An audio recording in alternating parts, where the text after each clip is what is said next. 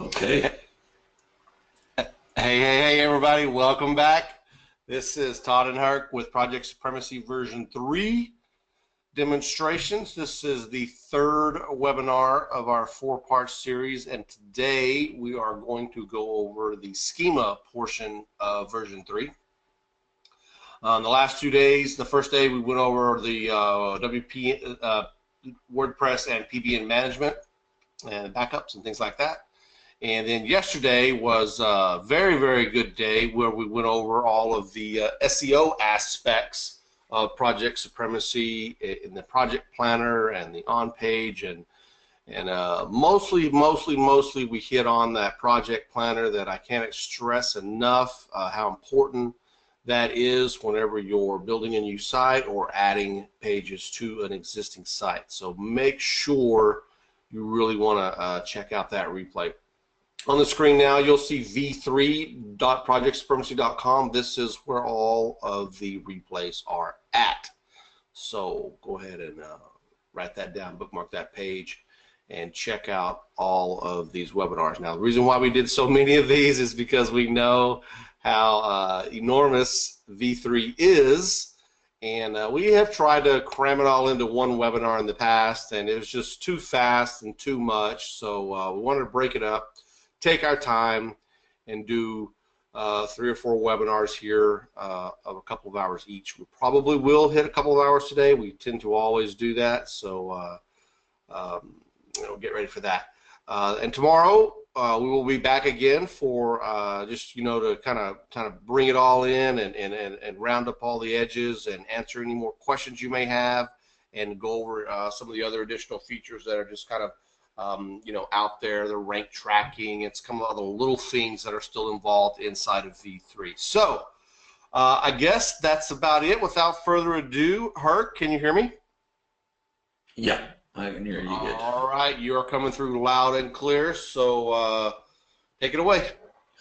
Okay, guys, this is probably the most anticipated webinar, I would say, of the 4, the schema builder.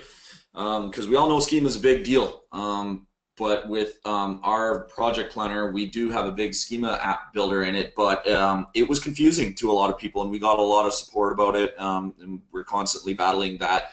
So we turned our focus to upgrading the schnot out of that schema editor, and where we have arrived today with that is what I truly believe to be the best schema product on the market. There's one other one that's quite big. And I'll even tell you, it's Schema App. Okay, they have a really big schema tool. Okay, but it is, I believe, not quite as intuitive as ours. And the other issue with it that I want to show you guys right off the bat, if you guys want to build schema on 100 domains using Schema App, it's going to cost you $300 a month. Even for 10 domains, it'll cost you $37 a month. Even for 30 domains, it'll cost you $97 a month. They're quite expensive. But our coding team is absolutely brilliant. Todd's coding team that he brought to the table is absolutely brilliant. They've done a ton of work to it.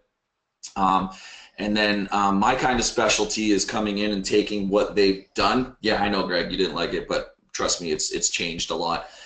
What's changed about it now is I've worked a lot on the UI of it, and I think one of my kind of strong suits here is to be able to take something like this and use it quite a bit and find out where the kinks are and find out where the the non-logical things are happening and reorganize the UI, and that's what we've done, and the coding team's done an absolutely brilliant job with that.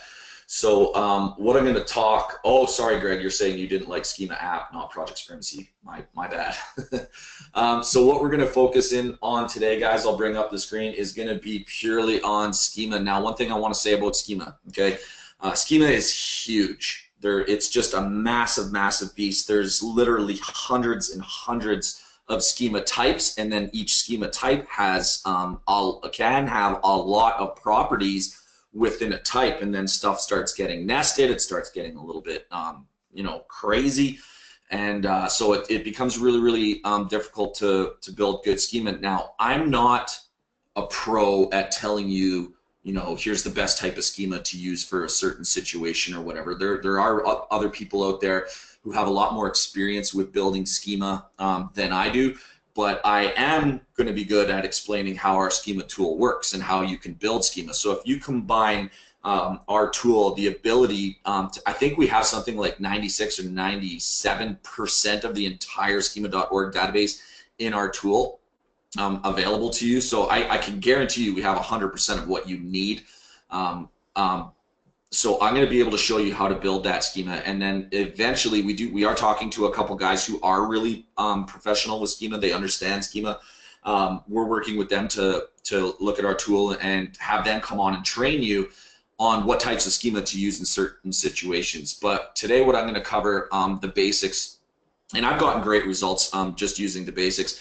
We're going to cover building schemas with PSv3. We're going to show you how to assign the schema. I'm going to show you how to get the Google stars in the SERPs, which is absolutely huge, because when you get those stars, guys, and I'll show you an example again. I always go back to this search, and there's a good reason why. You can see I'm ranked number 3 for this, but because I have these stars here, I'm pulling clicks away from the first and second result, because this draws people's attention. It's kind of like a CTR thing.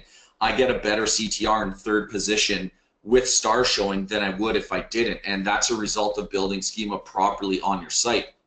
The other thing is, this is real schema. These are real ratings. These ratings actually exist on this page, so it's real. There's no chance of getting those spammy structured markup data messages from Google. So because everything is real, and I'm going to show you exactly how to do that. We're going to go over the details of those reviews, the stars, because they're so big, how to collect reviews, how to display reviews, all that stuff. Then I'm going to talk about the difference between, you know, V2 specifically was what we had recommended back then when we didn't understand as much that we do today about schema, is just building a single schema and then pasting it across every page on your website. And it worked. It worked for a while when schema was really new, and then you know, Google caught on to that, and that's where we started hearing a lot about the spammy structure markup data. So we still have the ability to build a default schema, and there is a use for a default schema that can go onto a lot of your pages and stuff like that. But the other thing is specific schema, where you're actually building a specific schema for a specific page on your website. So we still have the ability to do default schema, but with V3 we're now focusing more on being you know, detailed with our schema and building the right types. And then I'll talk about as well troubleshooting using the structured data testing tool. This is built into our schema editor, but I'm going to just show you how to use it on the actual Google structured data testing tool, so that you can troubleshoot any error messages that are coming up. Because when you're building schema, you definitely want to have error-free schema. Okay, and we'll show you all that. So without further ado, let's get started again. So the way that I'm going to do this, guys, is I'm going to show you first of all a site that has schema on it, that Bitcoin site again, because obviously I work on that one a lot, so I've been building a lot of schema. So I want to show you what it looks like first, and then I'm going to show you, we'll do a couple examples in a couple different scenarios of how to build and assign the schema as well. So the big updates that we had, guys, is we moved things around. We put instructions in on the schema editor. We made the add new schemas collapsible. We turned our saved schemas, these are schemas that you've already built, we turned them into a tree. There's been a lot of updates like that. So now, like if you look at each URL, you can see the little plus sign. You can open those up and you can see I have 3 schema types built for this site, but each one might have multiple instances. So for instance, if I look at product, I have 2 product schemas, okay? And what's going on there is I'm reviewing different products on this website, so I build product schemas for those, and then you can see those break down even further. For instance, both USI Tech have an aggregate rating and a brand, the brand being the company who makes the product, aggregate rating being a review of the product, and then you can see things go further and further down. So schemas work in a nested fashion. So you have to build them like that. So what I'll do is I'll load up one of the product schemas just so we can take a quick look, and I'll show you what's going on. Folders are going to be for your URLs. These little blocks, these icons, are going to be schema types. Okay, these blue sheets, okay, and I'll zoom in a little bit more, just so we can see. So these little 3 blocks means it's a schema type. The blue sheet with the little schema symbol means it's a parent schema, okay? And then when we scroll down to the bottom, you'll see the same little symbol, but it's no longer in the sheet. That means it's a child schema, meaning BitClub Network product is the parent and BitClub Network thing is the child.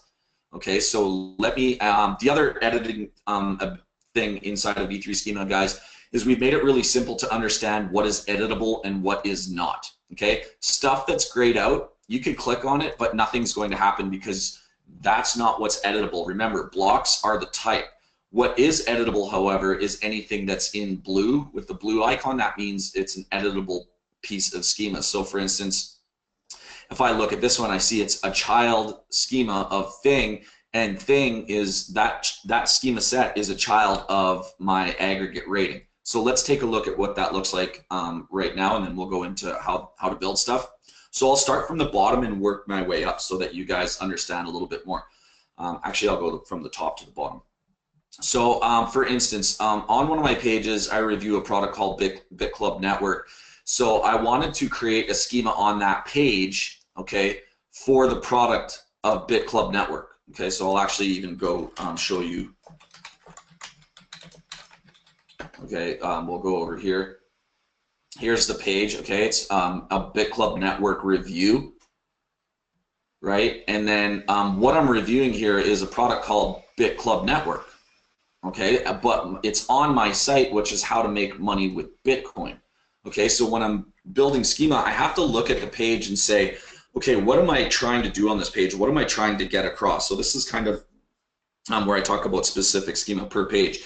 Now, site-wide, I would probably build a brand type schema for how to make money with Bitcoin, being that that's my brand.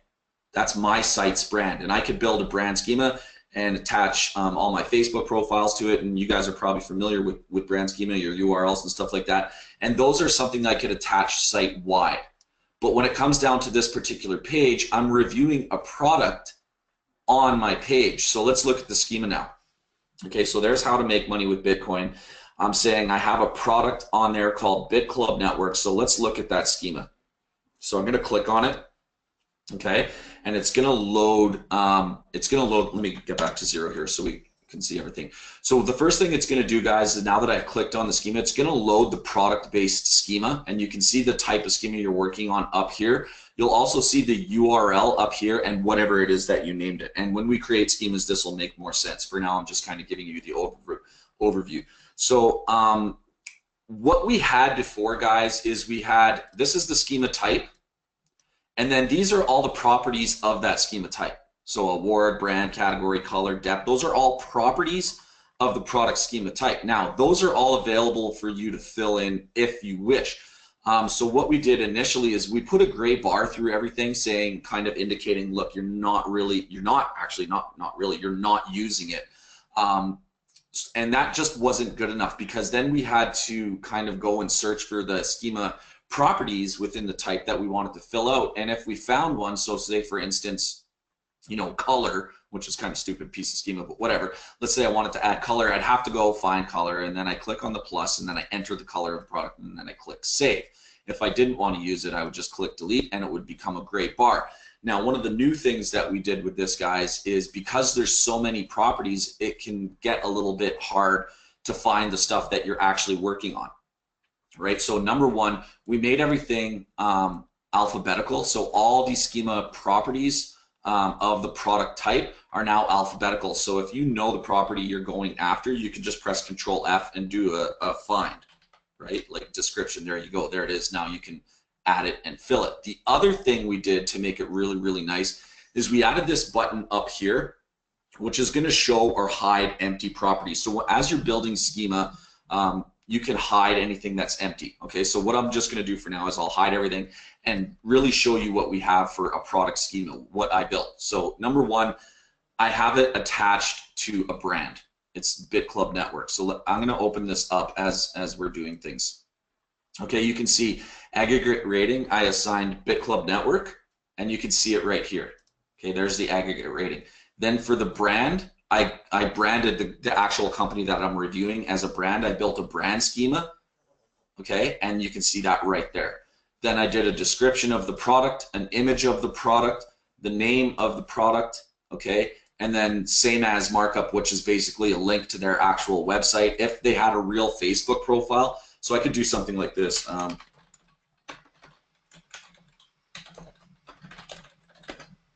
Okay, look up the actual Facebook for BitClub Network and add that URL to same as part of the product schema. But I just left it at this. So this is what I have.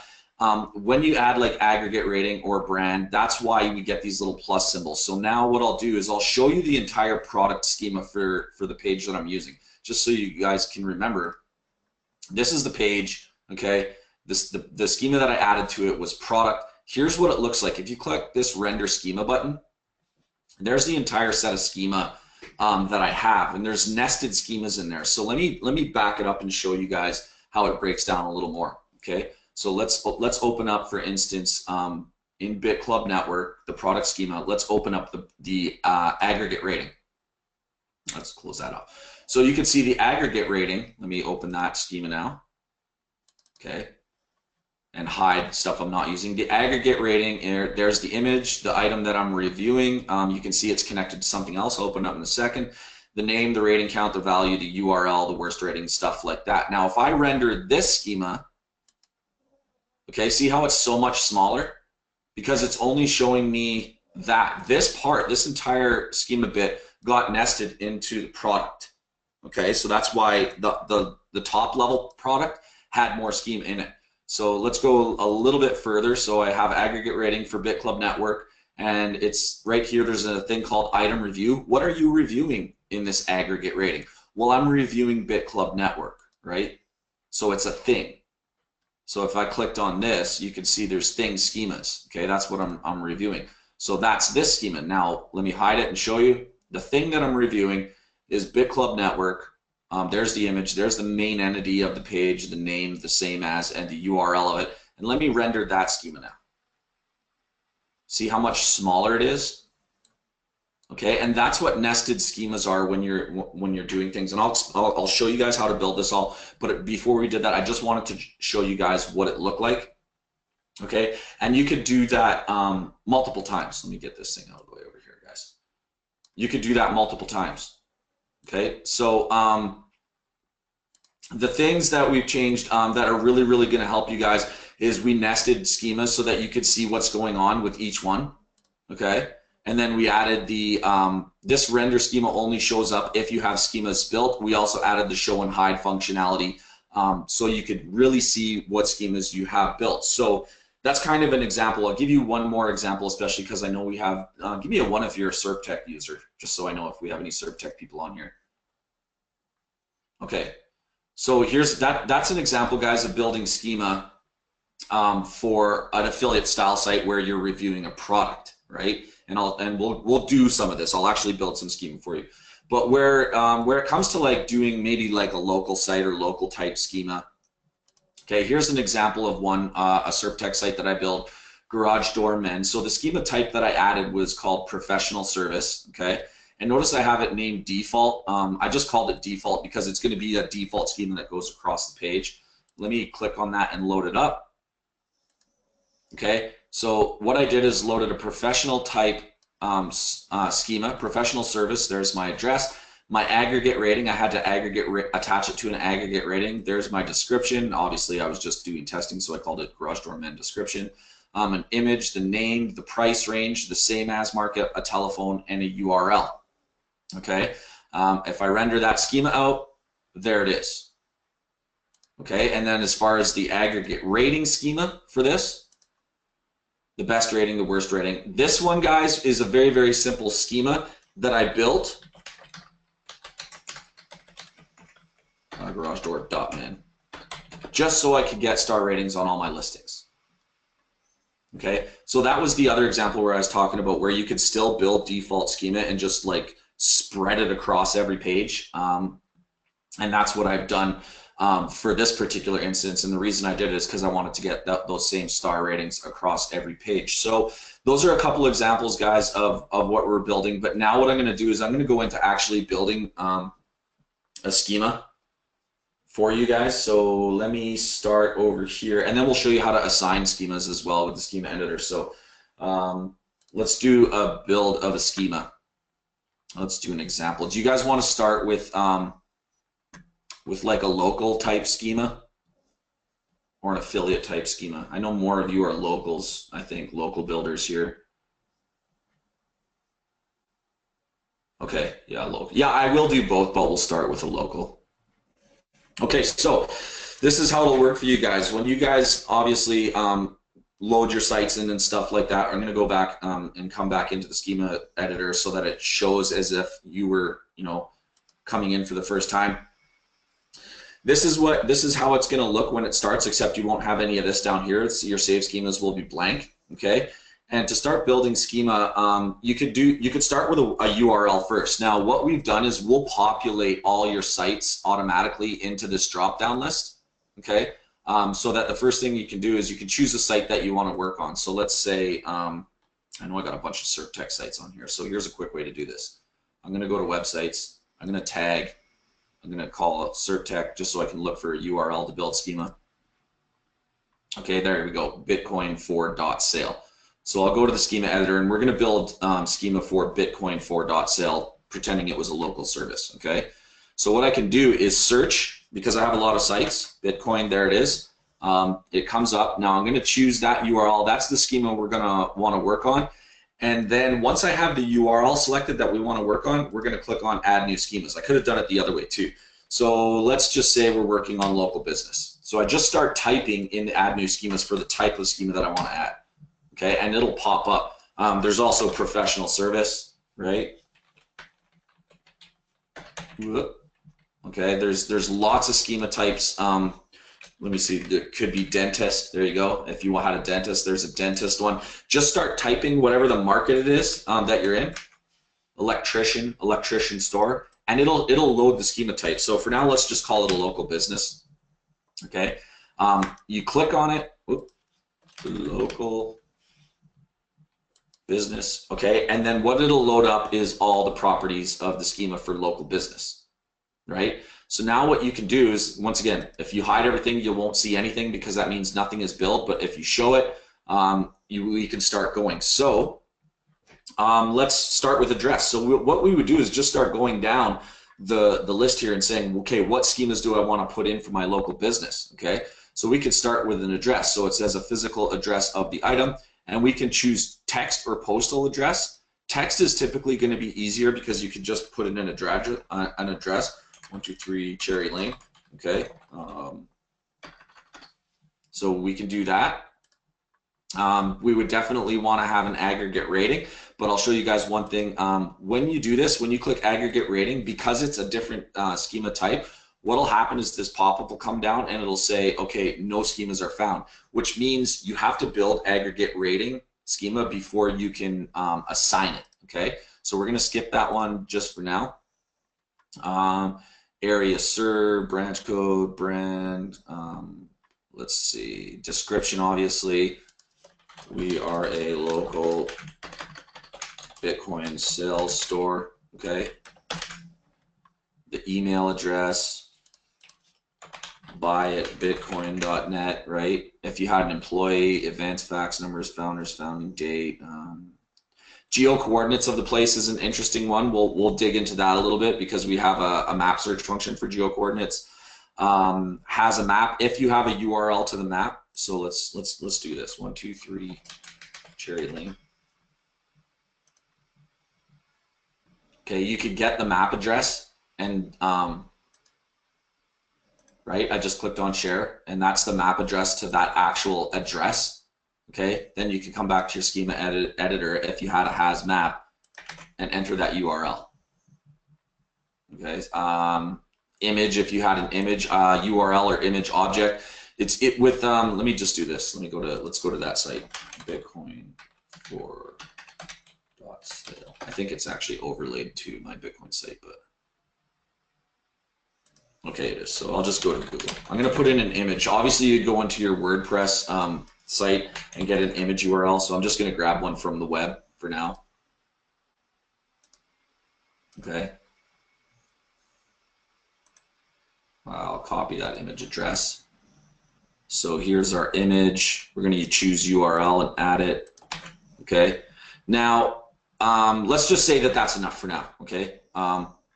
That we want to go, we already know that we want to go in and add geo coordinates. We already know we want to add aggregate ratings. So we're starting to like be like, okay, I better start saving this schema. So because I'm going to make this a default schema, what I'm going to do is you can even call it homepage. You can name it whatever you want, right? So I can call it homepage schema. I can call it default schema. You can name it whatever you want. So I'm going to click Save Schema. Okay, and then you'll notice that in the left here, now the folder Bitcoin for sale has showed up with a local business homepage schema on it.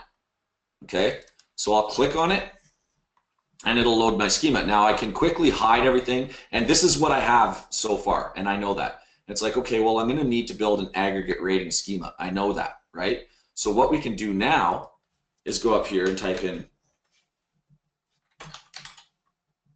aggregate rating, right?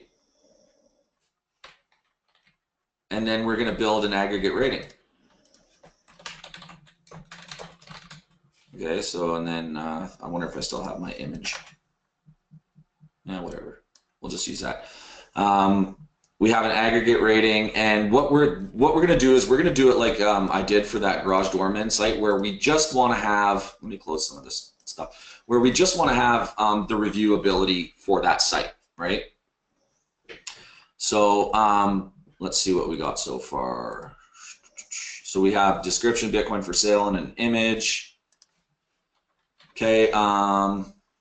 We are going to have the rating count. What we're going to do is we're just going to set that to 0 for now, because we're going to let people supply the aggregate rating for us. Rating value, we're going to set to 0. Review count, we'll set to 0. Same as if we had any social properties, we could mark up multiple same as by doing this. Facebook URL, Twitter URL.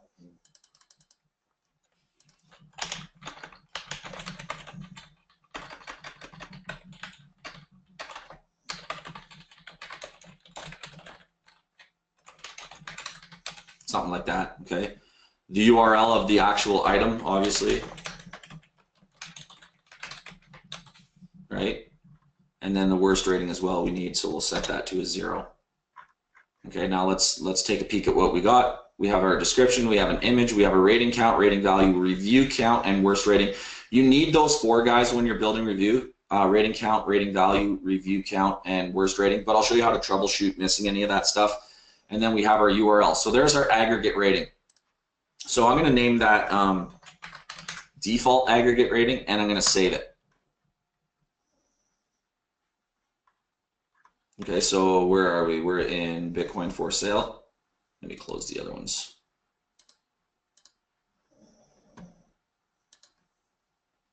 So there we go. See, now in Bitcoin for sale, we have an aggregate rating and we have our local business. Okay, but now I want to assign this aggregate rating to this local business. So I'll load this back up and we'll go in and we'll find our aggregate rating. Now that we've built an aggregate rating, okay, it shows up as the default because we named it default. If I had named it like Bitcoin for sale, it would show up as Bitcoin for sale. So what it's going to do is have a drop down of the available aggregate rating schemas that you've built on that URL. So I'll select it, we'll save it. And you'll notice this is going to change over here on the left, okay? Because now it's going to create a tree rather than, so you can see now our local business has an aggregate rating within it. Okay, does that make sense, everybody? Just give me a 1 if you're so far with me. Okay. You have to assign the aggregate rating to the thing that you're rating. So now we have our local business schema. Once again, we can go look at it. We can, oh yeah, the other thing I wanted to show you guys was the map search and the address. So let's go back to our Bitcoin for sale site, and we're going to add a geo. Okay, so it'd say geo coordinates, right? So now what we can do is do a map search.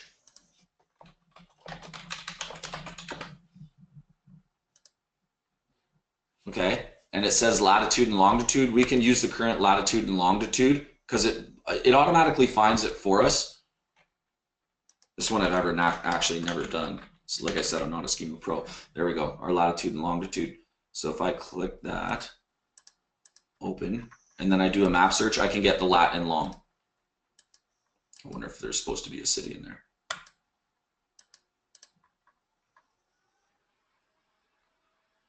Okay, I've never actually done this one, guys, so like I said, I'll have to play with that one. But I know our map search, I'll get Brank to show me this, and then I'll shoot another video to show it to you guys. But you can do a search for a place, and it'll come up with your latitude and longitude, and then you click the use latitude and longitude, and it populates your, oh, maybe because I didn't have it open. There we go. There's our latitude and longitude. Let's try that again.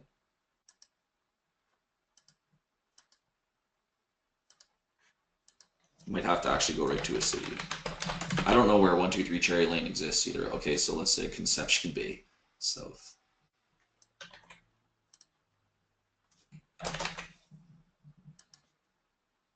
Okay, I'm gonna just leave that for now. At least it shows us our latitude and longitude. We can put them in on our own, like right here, 3497-150. So I'll skip that for now, guys, just because I've never actually played with that one. I'll play with the stuff I do know about. So let's delete those. And go back to the actual, what was it that I wanted? I wanted address. Okay, aggregate, area served, where was it?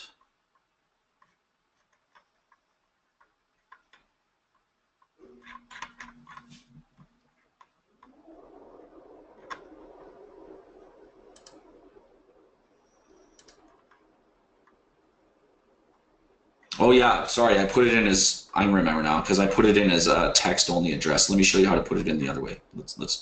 Yeah, 123 Cherry Lane, I put it in as text. So let me delete that and show the other way of doing this. You could use postal address, okay, as a sub-schema. So let's do it like that. So what we're gonna wanna do is first, because I need a sub-schema of postal address, I have to build it. So we go over here. Okay, there it is, postal address. I'll load the postal address. Okay, there we go. There's the postal address. Now I can fill in certain things from the postal address here, like email, fax, name, address, same as, has maps, all that stuff. I'll just do one to be quick here. Address country, let's do USA. Address locality. Where was it? Cherry Lane's in Conception Bay. Okay, addressed region, California. Okay, all this stuff is option for us. We can put in another description, email, hours available.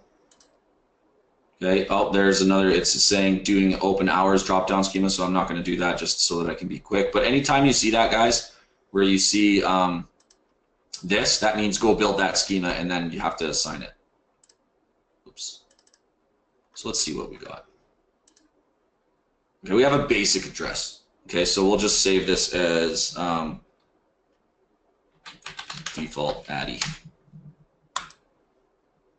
So there you go, it'll load up over here, postal address default ADDI. So now I'll go back to my local business, the homepage schema, and we're gonna change our text address into a postal address. Okay, then they say which one? Their default ADDI. So I'm gonna select that. Now I'm gonna save that schema. Okay, and let's just call that done now. So what we have, guys, is we have a local business type schema. Okay, that's a general type schema that we can use on any page of the site with an aggregate rating and a postal address. Now the postal address, I showed you two ways to do it. You could use a text one, which is really easy, or you could go build a more detailed postal address type schema and assign it the other way that I showed you. So what I'll do is I'll click on render schema. Okay, there it is. There's our full schema. Now, how do we assign our schemas? Okay. Assigning schemas means we go to, so remember that we're working on Bitcoin for sale. There's a couple ways to do this. And I'll show you both.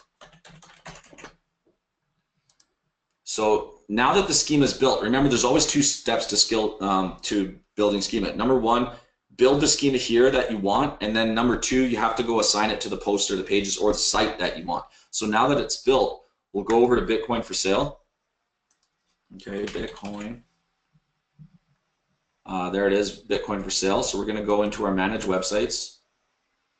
Okay, and we're going to click over to schemas. Okay, and I'll do the same thing over here.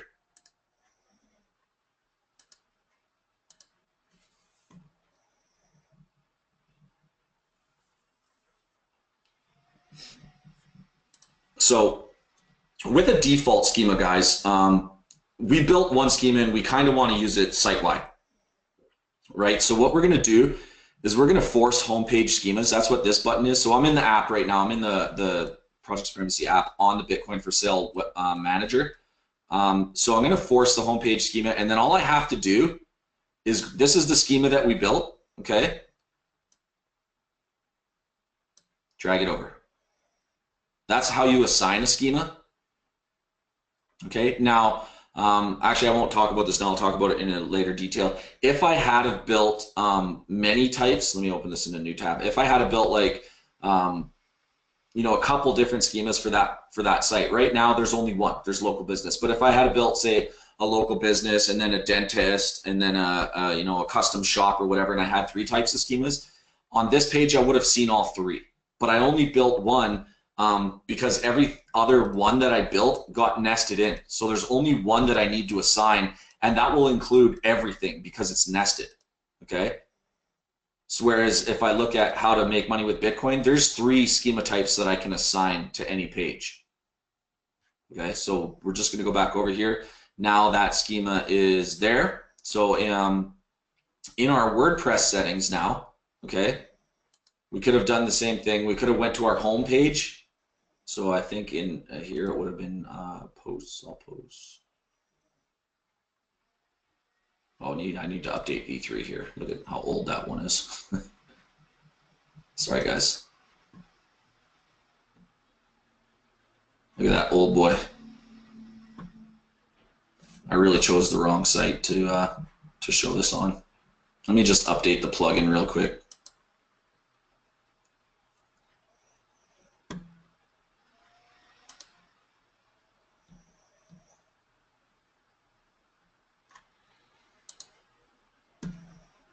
Okay, there's V3. No, it doesn't matter if it's HTTPS or HTTPSL. Doesn't matter if you have secure SSL or not. Okay, now let me refresh this. Supremacy will be on the most updated version.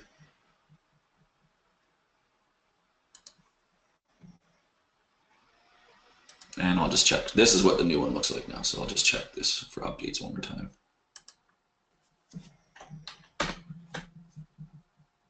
There we go. Looks a little better, a little bluer. Okay, now we're on the latest update. So now I'll go to the posts, all posts. Let me back up just so, because I had to go through that. What we're doing is assigning homepage schema, guys, in a local type setting where we want to supply an aggregate rating across all our pages, okay? And then I'm going to show you how to put the review box and stuff like that on the site. So you assign the schema from here, or you can go into Supremacy V3 onto your homepage and assign the schema from there. So let's go find our sticky homepage. Oh, I got 3,557 of them. So in this situation, obviously, I don't know which one's my homepage. So it's probably better to just, from here, just assign your homepage schema by dragging and dropping it and force the homepage schema. That means every page will have that schema rather than trying to find what my sticky page is and doing the same thing. But basically, let's say that this was my homepage, my sticky page or whatever. How I would do that same schema assignment would be right here. I would go to schema, okay, and I would choose assign schema because there's nothing there. And then those are the 3 that we have available, and I would assign homepage local business schema because it's the top level, right? These, remember that these are nested within it, so I only need to assign the first one because the other ones are nested within it. Does that make sense, guys? It's probably a lot easier for you guys to do the assignments from here, but you also have the ability to do it from here. Okay. So now that schema is assigned, what we want to do next, hopefully I don't have this overlaid. Yeah, I'm going to turn off the overlay for now.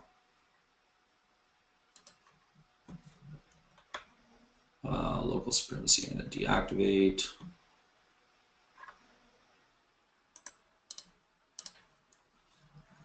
Okay, there we go. So now what we're going to do, guys, is we're going to create, we have our schema built, we have our schema assigned, but we don't actually have any reviews. So our star ratings are going to basically be 0 and 0 because we just don't have any reviews. So now what we're going to do is set up 4 reviews, okay?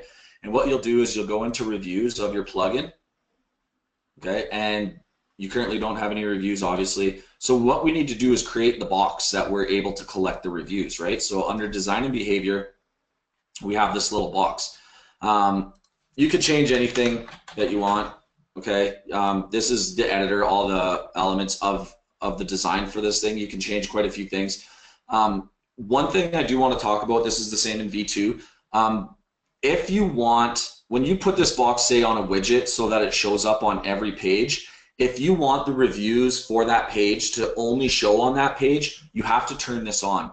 Otherwise, if this isn't on, and someone submits a review on this page, it will show on every page. And then someone submits a review on another page, it will show on every page. Okay, and typically you don't want that to happen, so you can just turn on per page reviews. Okay, and then what natural reviews is, this is another important setting, is if you have this turned on, your star rating review, so the count, so let's look at this example again. Okay. This 4.8 over 6 votes is a real number based on reviews that were actually entered by people. So 6 people entered a review, and the average review is a 4.8. Okay. If you have this setting turned off, you have to supply the numbers. Okay. And where you would supply those numbers is in your aggregate rating. Okay.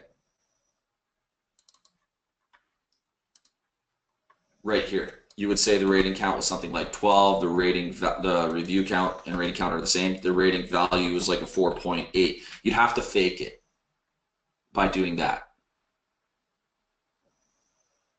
So we're not going to touch that. We're going to leave it at 0, and we're going to turn on natural reviews so that when people are submitting reviews, you're actually getting a real review count with a real review to back it up. Okay. So I'm just going to go and do the basics. I'll go through what each of these things do later on. So we'll just click Save Changes for now. Okay. This is a new thing. I'll cover that in a second. So now we have our box kind of designed. Now we have to insert it. We can do it in 2 ways. We can use shortcodes or we can use widgets. Okay, so let's use widgets because everybody knows and understands widgets, and they're very, very easy. So down here, guys, see how we have PSv3 review widget? We're going to put that into our, let's put it up at the top so it's easy to see. There we go. Now we could choose to have a pop-up mode or not. Okay, it doesn't matter. It's up to you. It's a design setting. So if I refresh this page, okay, now the box shows up. Now people can start entering reviews, right? So if anybody's on this page, bitcoinforsale.net, go ahead and enter a review, and you can see what happens. I'll show you right now. Okay. Oh, I don't have the text setting. Let me do one quick change in our design. Oh, what page am I on? And I'm going to get them to change this. Right now, these colors are what are kind of screwing it up. So our input background is white and our input text is white. So we're going to change that to blue. And then you can test it. There we go.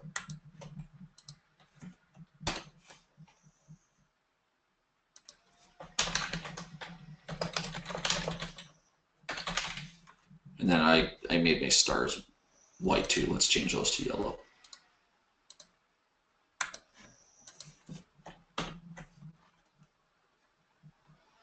Okay, so perk, good stuff, 5 stars. I'll submit the review. Okay, so thank you for leaving us a review. Now, back over here in our app, okay, that review now with V3 goes into a moderation queue. It doesn't automatically get approved. You can see that it comes into a moderation queue. Okay, I can see a bunch of you guys are leaving reviews right now already. Okay, so there's 2 places we can moderate reviews. Either here, I can check them off and say yes here, or I can click on the edit button to edit our reviews, or I can go to the actual website. Okay, so we're at Bitcoin. Let's do that. Go back into the website, and I can see the reviews here as well, right? Or finally, right inside of the plugin, I can go to reviews, and there they are. You guys are leaving a bunch of reviews, okay? And now if I want to edit them, I can click edit and change anything, add anything, okay? Or I could just say yes, yes, yes, yes, okay? So now I'm going to refresh this page. No reviews show up, right? Well, we want people to be able to read our reviews. That's the next plugin now, guys. So what we're going to go do is go back to our widgets. You can't edit your own, no, Jim. Only the site owner can edit reviews. You can't edit your own review, unfortunately. So now we want to display our reviews, guys. So there's another one, PSv3 review widget, and now PSv3 display reviews. So I'm going to put display reviews right underneath the widget, and now we have a couple options. Okay, let me just save it and show you what the basic options will look like. Okay, so now when I refresh the page after I've approved those reviews, there's the reviews that start showing up. Okay, now let's say the site had 100 reviews. You don't want this sidebar going on forever and ever and ever, and that's where the display reviews start having a couple options. So we can limit our displayed reviews. So I'm going to say I only want to show 2. But even though I know there's more than 2, I want to show different ones every time a page loads. So I'm going to randomize what I display. And then I also want to show the entire aggregate rating. So I'm going to click all 3 of those options. Okay, now when I press Control F5, notice there's 4 reviews here, guys, and no aggregate rating. Now when I press this, I have my aggregate rating showing on the top, 2 reviews, and a Show More button. And the Show More button will load the rest of the reviews, right? And if I press, okay, right now it's Kevin Butler and Herc. If I press F5, like refresh the page, it'll randomize it. Now it's Herc and Frank. So it's just a good, efficient, space-saving way to display reviews. Now, that's the widget way of doing things, guys. We can also do it on a page. Okay, so what we'll do is go to the edit page. Okay, and Project Supremacy uses shortcodes for displaying on page. So here's the reviews widget, okay, used to display the review widget. And then here's your options, pop-up mode equals 1 or 0, on or off. Okay, so this time we'll do a pop-up mode. So let's just do it on this page. Okay, there's our review widget with pop-up mode turned on. And then right underneath of it, okay, we're going to have to display our reviews, and we have the same widget options, 1 or 0 to show your aggregate rating, 1 or 0 to show your random reviews, limiting the reviews on or off, 1 or 0, and then the number of limited reviews. So let's just grab this one. What it's saying is show the aggregate rating because it's 1, show random reviews because it's 1, limit your reviews because it's 1, and the number of limited reviews I have set to 5 on this one. So I'm going to take this shortcode. Okay, I'm going to put it here, but I'm going to turn the random reviews. We'll make it 3. Okay, and then I'm going to update this page just to show you the difference between what a shortcode can do.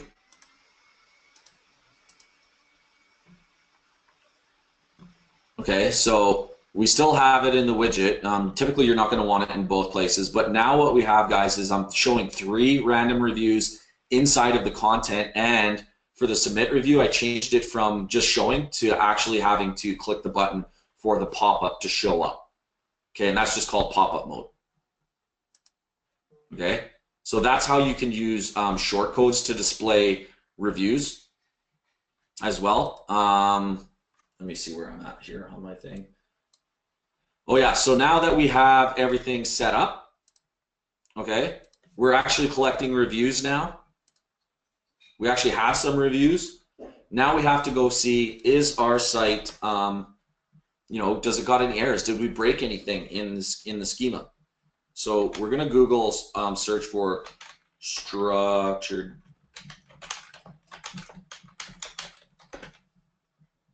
Okay. And we're gonna grab our URL that has all our reviews and it has our aggregate rating. We have our stuff set up so that we're only displaying reviews on the pages that they're inserted on, right? We're using natural reviews, we're using per page reviews, meaning they're real counts, which is a responsible type of schema, but that's a lot of schema. So now we have to check if we've built everything right. So now we're gonna run the test.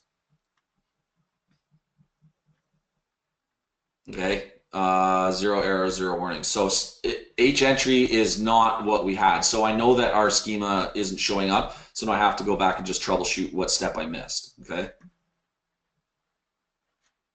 Sorry, I'm reading questions. I know there's a lot of questions at this point, guys, because this is the first time I've ever presented the schema editor. So I'm obviously very, very clunky at it. And we'll do a lot more trainings and stuff like that for you guys, but I just need to show you guys how it works for now. Okay, so I know that right now after doing the structured, after doing the test, that I'm missing my schema, right? So now what I'm going to do is go back and find out why. So we can start all the way back at the website. We have force homepage schemas. We have it over here. Am I on the right? Yep, Bitcoin for sale. So that all looks good. I can perform the validation from here. So that's the other thing, guys. Performing that validation is the same thing as using the structured data testing tool. It's not going to give you as much information when you're. Sorry, so no schema is detected. So I gotta figure out what the heck is going on.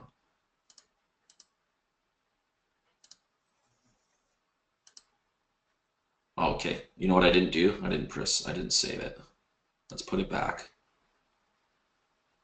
Okay, operation successfully finished. Let's rerun that test.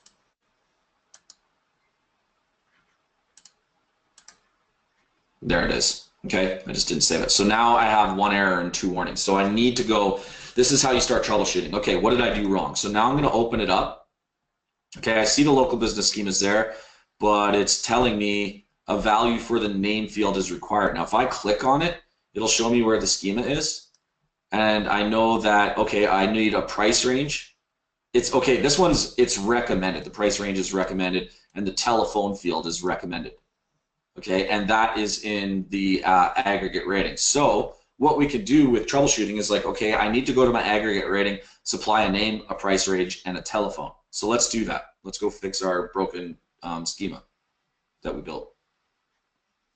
So we go back to our schema thing. We go back to our Bitcoin site. Right?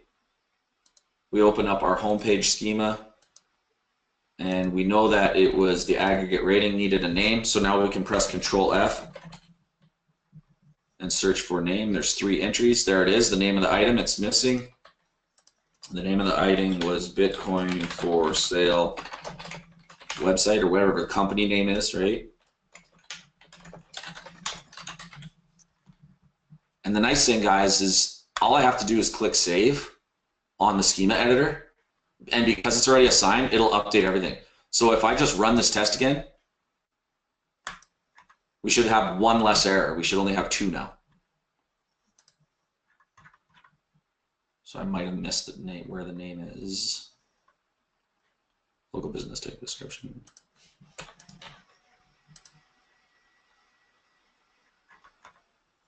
Save that. Let me see where else it was. Let me rename. Sorry, guys. Oh, wrong site.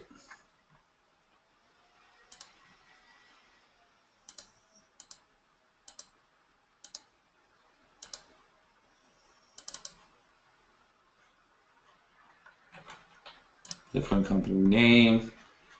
What else? Let's look at. Let's try and fix everything all at once. So price range and telephone. Local business.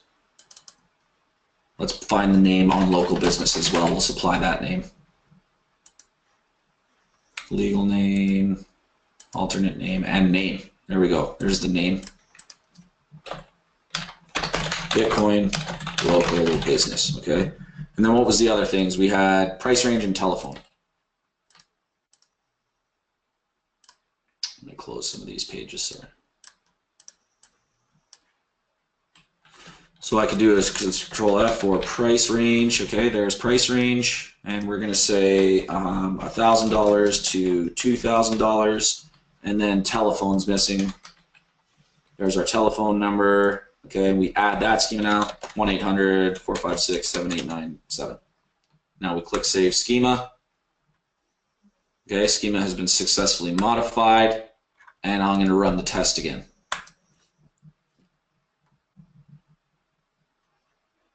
Zero errors, zero warnings. There's our local business schema. And there's our troubleshooting process.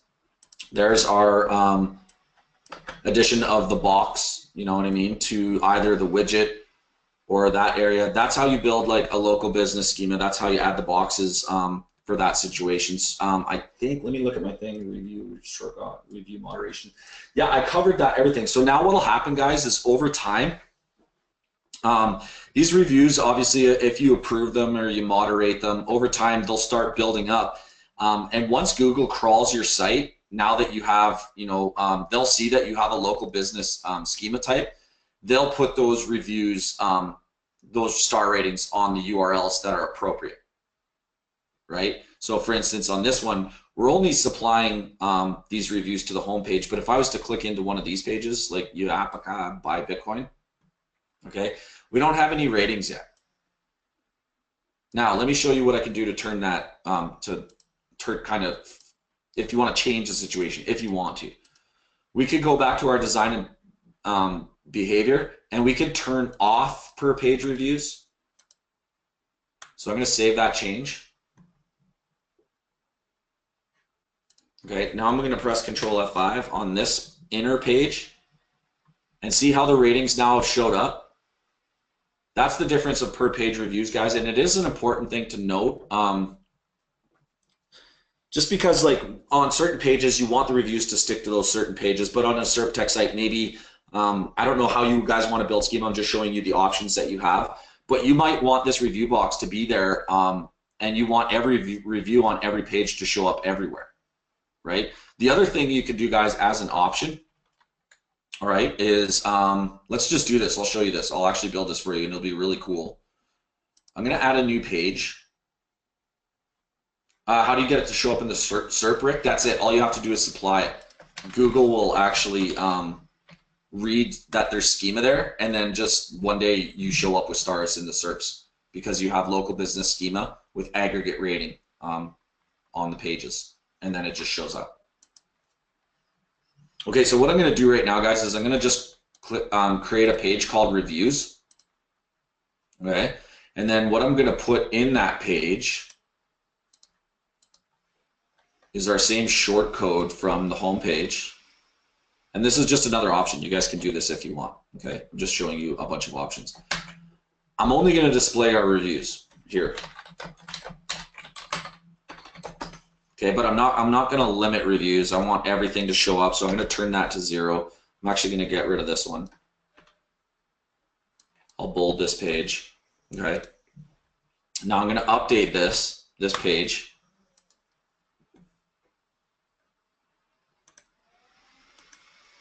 And I'll open this link in a new tab.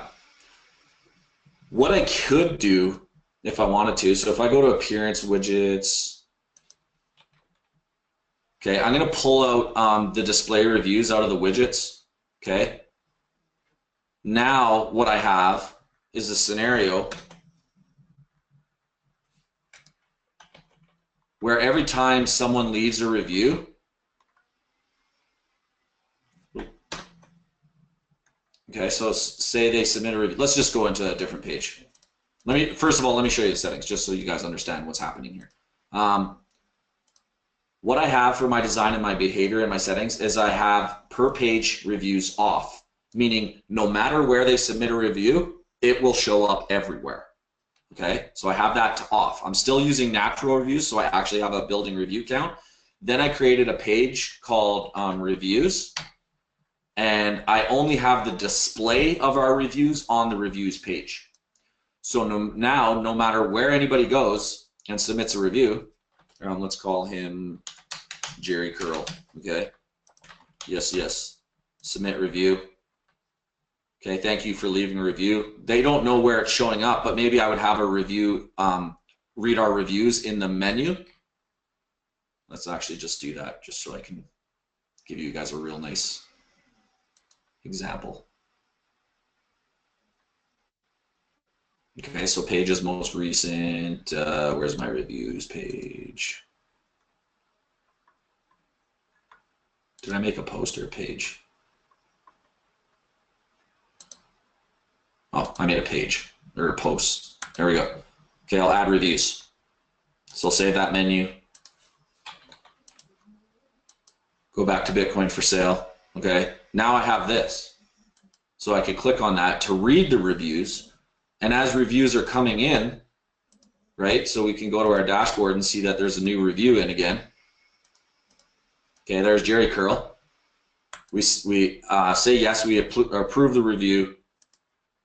Now the review only shows up on our reviews page, but no matter where it gets submitted, there's Jerry Curl, okay? No matter where it gets submitted, it shows up on this page. So that's just, excuse me, another option that you guys can use. Is that good for local guys? Does that make a lot of sense? And then I can show you some affiliate stuff.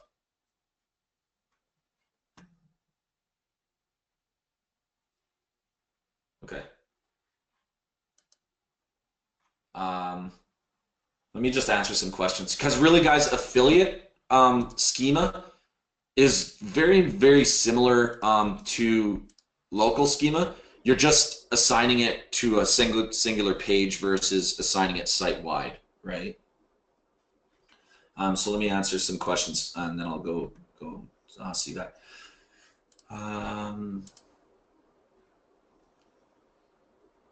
If you have another platform that displays actual Google Yelp reviews on the page, how does that work?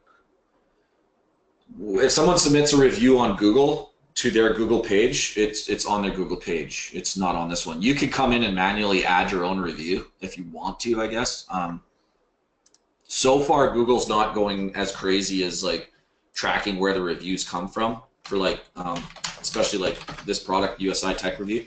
Like I'm still getting all the reviews, but I'll tell you right now, some of them are mine. I submitted my own reviews. It's still a real review, but there's no IP to them yet, and I don't know how Google would even do that, to be honest.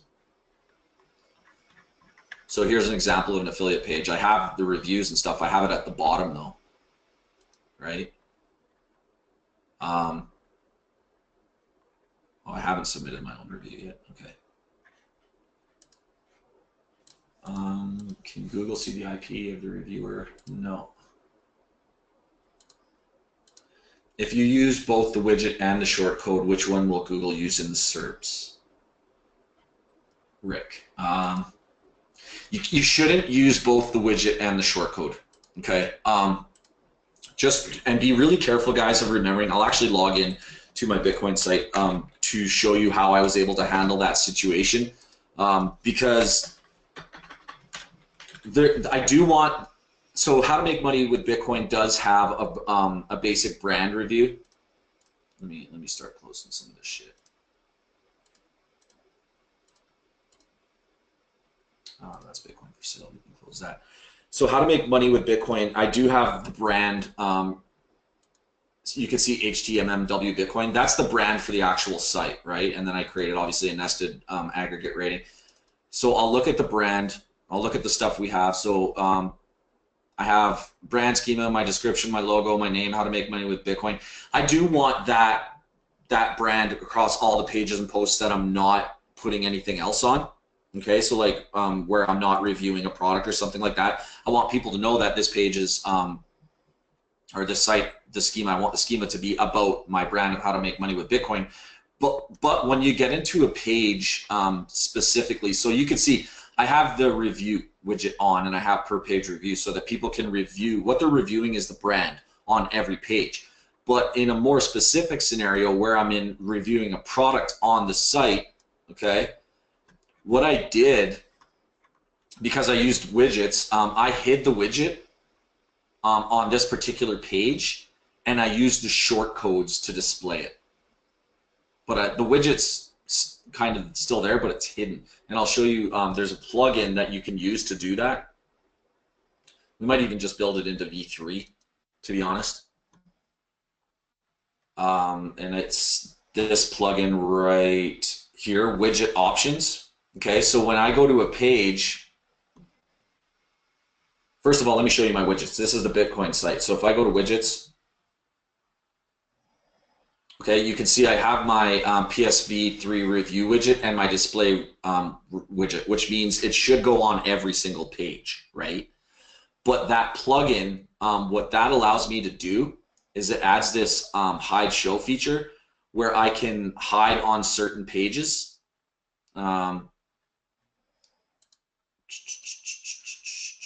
Where is it?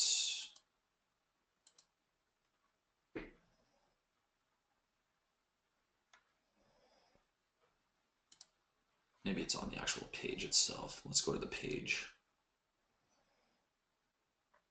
USI.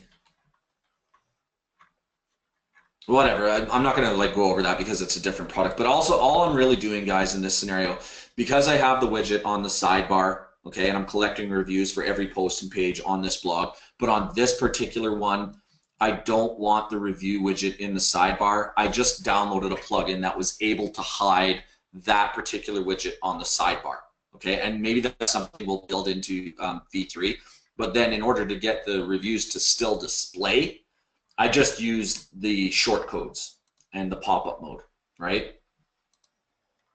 So that way I could still get reviews for this site or for this particular page, but I'm not reviewing on this particular page. I'm not reviewing the brand of how to make money with Bitcoin.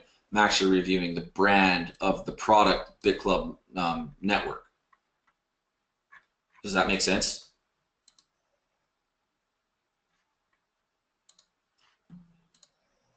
Any suggestions for Schema newbie to set up and speed this? I'm lost, but don't tell anyone.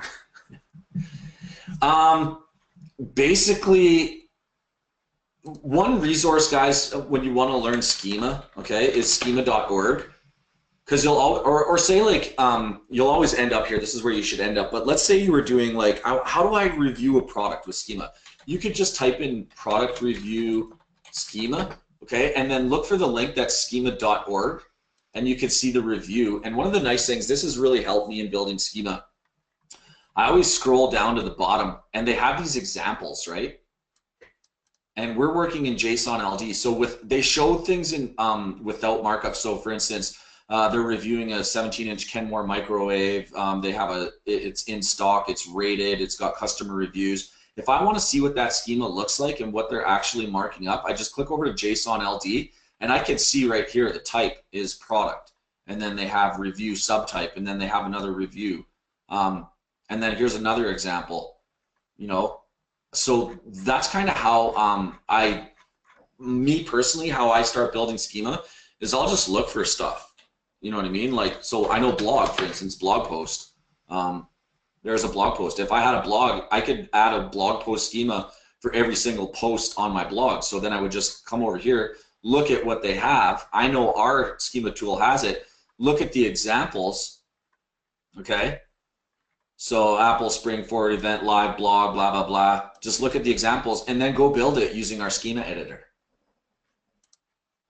right? So I could like click on how to make money with Bitcoin, start a new blog post schema, right?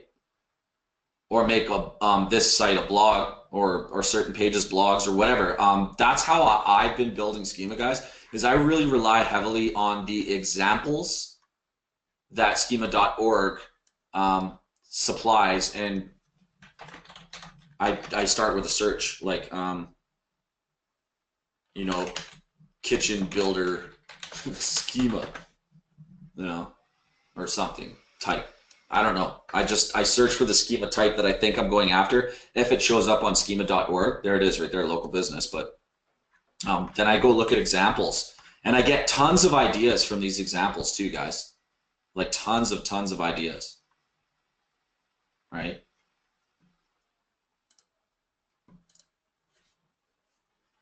Rick, if we are using a reputation manage marketing software to get reviews out online, Google, Facebook, for what's the best way to get reviews to show in the SERP?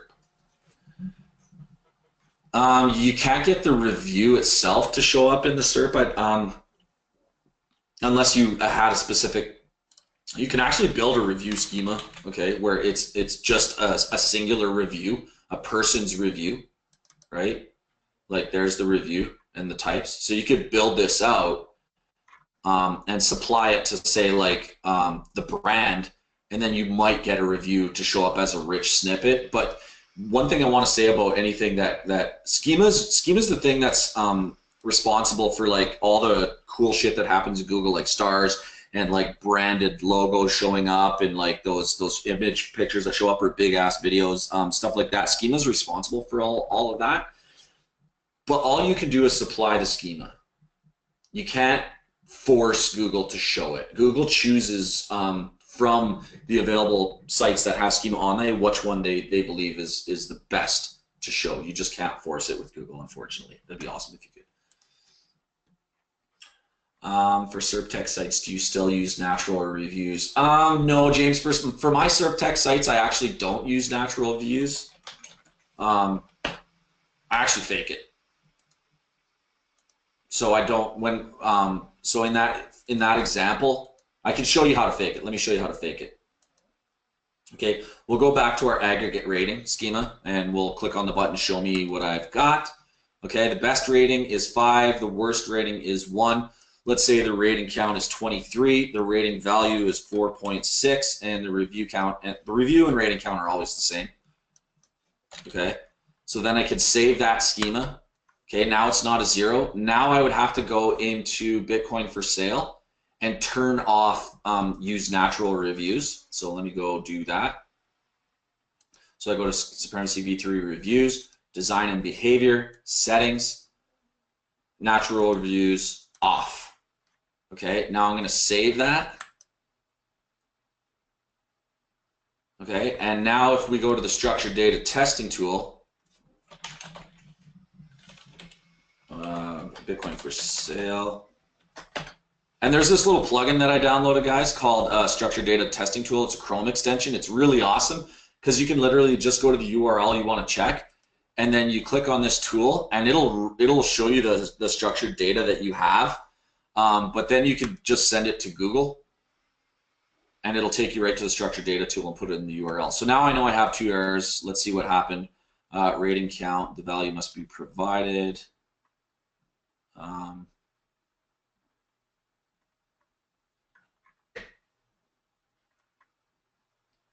Rating count and review count. Oh, this just hasn't refreshed yet. Let me just go make sure.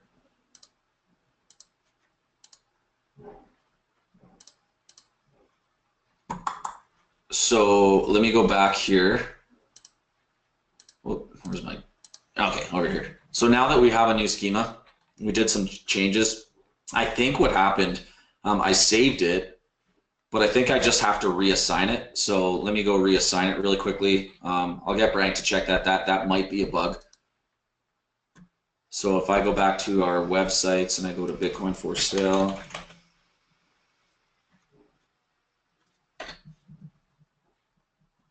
okay, I'll manage the website. I'll go to my schemas, okay. Okay, yeah, it kind of had some weird, funky things show up. Yeah, that is a bug. We will get that fixed. Let me just go back into my schemas. Hopefully I saved that.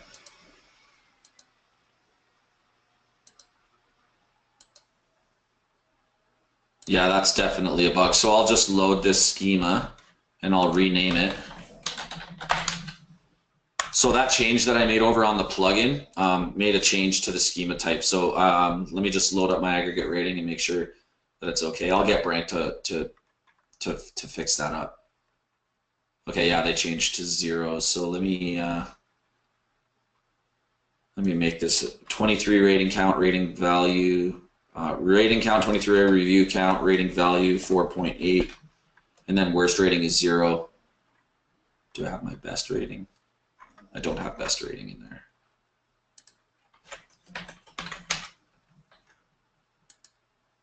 Best rating, 5. Save.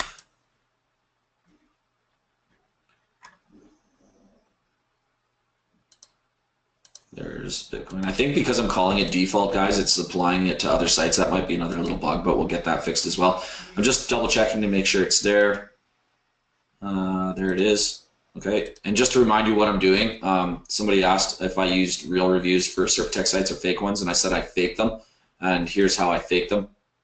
You actually go into your aggregate rating and you supply the values, right?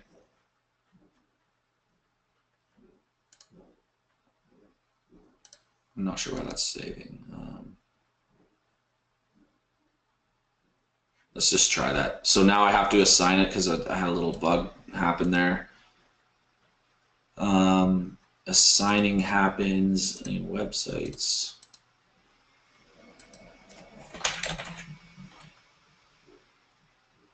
Bitcoin 4.sale. Schemas, homepage schema. Rerun the structured data testing tool.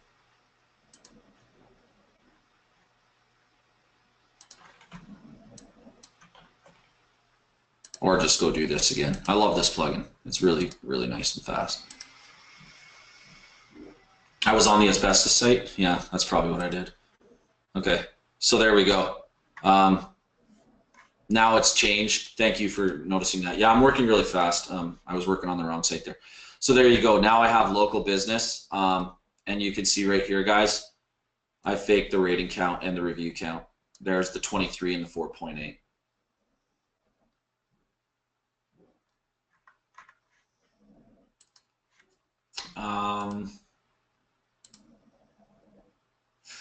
Frank, can you use schema from one site when you're building another site, or can you copy and paste it to a second site? No, we don't have like a drag and drop. Like you can't, you can duplicate. Let me show you how to do that. Excuse me, you can't duplicate. So like, let me do Bitcoin for sale and garage door men, for instance. Let's say I liked what was going on with my local, my homepage schema, okay, for Bitcoin for sale, but I wanted that same basic schema in garage door men, okay? What I would do is load it, okay, and you'd have to actually move all of the things as well, but I would load that schema, and then I would actually change the URL to garage door men, okay, and then name it to something else. So let's just call it new copied, and then click save, and that will actually write that schema now over into your garage door men. So you can see local business new copied. Oh, actually grab the aggregate rating and everything too. So that's how you can, but then you'd obviously have to go in and update your addresses and stuff like that. So yes and no, Frank. You can use schema from one site and move it to the other site. You just have to select the new URL and give it a new name and then resave it. Just like I did there. How about bringing in Facebook reviews? Guys, we don't bring in reviews. Like we can't just be like, here's a URL, go pull all the reviews. We can look at maybe doing that, possibly. But like Facebook reviews are on Facebook and Google reviews are on Google, and these are, you know, reviews for your specific site. We'll take a look, but Durenda, just for clarity, when someone leaves a review, does it automatically change the information in the schema, or do we need to update it every so often? Great question. It automatically does it for you. So, for instance, on BitClub Network review, right now I have 6 reviews. Okay, sorry, 3 3 reviews. If we go look at the schema for this site on the structured data testing tool, oops, excuse me. Come on, baby. Well, the answer to your question is, there it is, okay? So there's our product. The actual reviews automatically get added. So there's one of the reviews, okay? There's another one of the reviews, and then there's the 3rd review. Now, if someone comes in and adds a new review, it will automatically update, it'll add the new review for you, plus it'll update your, this aggregate rating count for you as well. Done all automatically.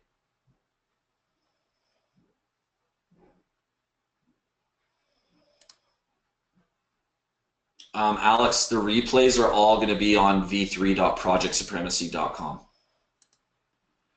Please cover multi-office locations with a local biz and a multiple offices. Okay, so in a scenario, guys, of a local where you have, say, you know, 4 or 5 pages, because you have 4 or 5 locations, all you'd have to do in that scenario is build. Let's do Asbestos Law Pro. So there's local business, okay, and there's aggregate rating and default and stuff. You would just have to build a new address. You could have this local business schema, but you'd have to build a new address schema. So like for each of those pages, and then assign that schema to that page, right? Remember that the process is always going to be 1, build the schema, 2, assign the schema. So if you have like a page for Boston, come in here, build a new address, okay? You could even do, so like, let's do it like this. I think I actually had that scenario. Yeah, here we go. Here's Mile High Homes, okay? So I have local business schema. For my homepage, here's Mile High Homes. I have aggregate rating and postal address schema. Okay, so here's my postal address. Okay, USA, Denver, Colorado, email, happy hour, blah, blah, blah. But then I had a page, okay, that in Larkspur, where I basically just copied the schema over, but I just supplied a new postal address. Okay, so you can see this one's Denver, Colorado, but this one, if I click on Larkspur and then just look at what we're using, it's not Denver anymore, it's Larkspur, Colorado. So I have the same local business schema, but I have a local business schema for my homepage, and then I have a local business schema for my Larkspur setting. Now, if I want to duplicate that really fast, right? Okay, so I would load up, let's go back to the local business default one, and now I would create a new I would create a new name, so Mile High Homes. What's another town in Denver? There's I don't know, what's that ski town called? Mile High City or something. Okay, let's just say Mile High. I could save Mile High, Aurora Golden. Thank you guys. Right.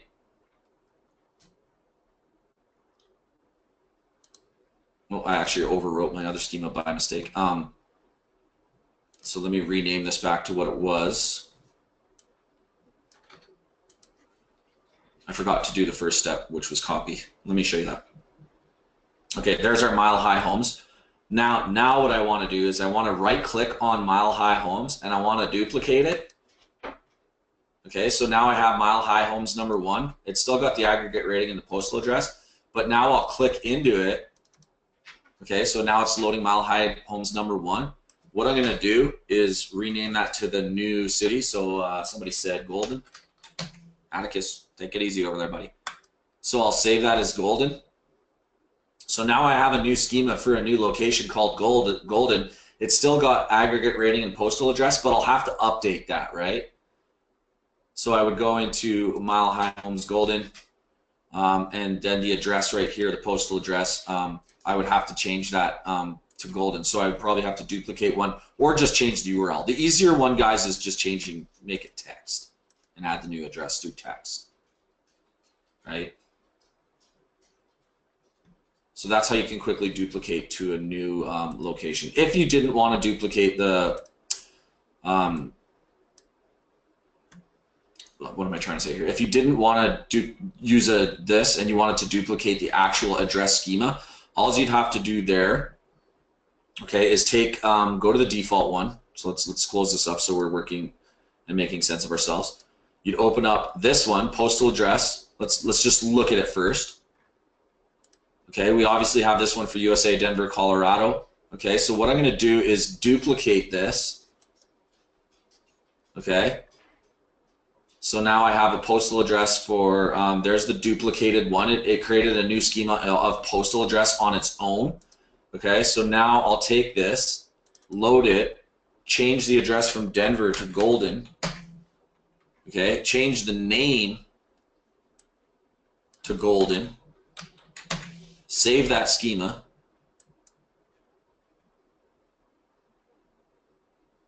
Okay, so now I have Mile High Home, but it's out there on its own. So what I need to do is assign that postal address schema to Golden through the postal address. So what we'll do, sorry, through Mile High Homes right here, address. So now I would change from Denver to Golden, click save. It'll pull the postal address out because it's no longer on its own. Wait, did I use Golden? Yeah, let me double check this. Oh yeah, you gotta click save.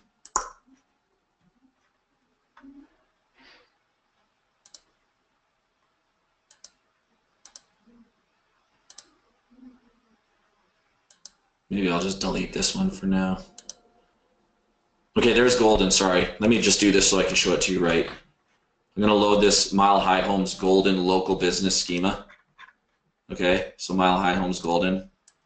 Let me get rid of the, there's Golden. The address, I want to use Golden. Select, okay, the aggregate rating. I could duplicate that again if I wanted to and use Golden. We'll just leave it the way it is. Save that schema. Okay, there, now it did it. I just got to pay attention to what I'm doing. It removed the postal address. Now I have Golden, okay, with a postal. That's how you duplicate for a second city and a third city and a fourth city.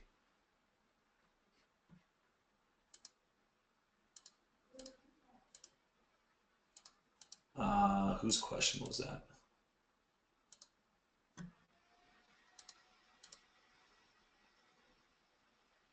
Sorry guys, let me scroll back up here.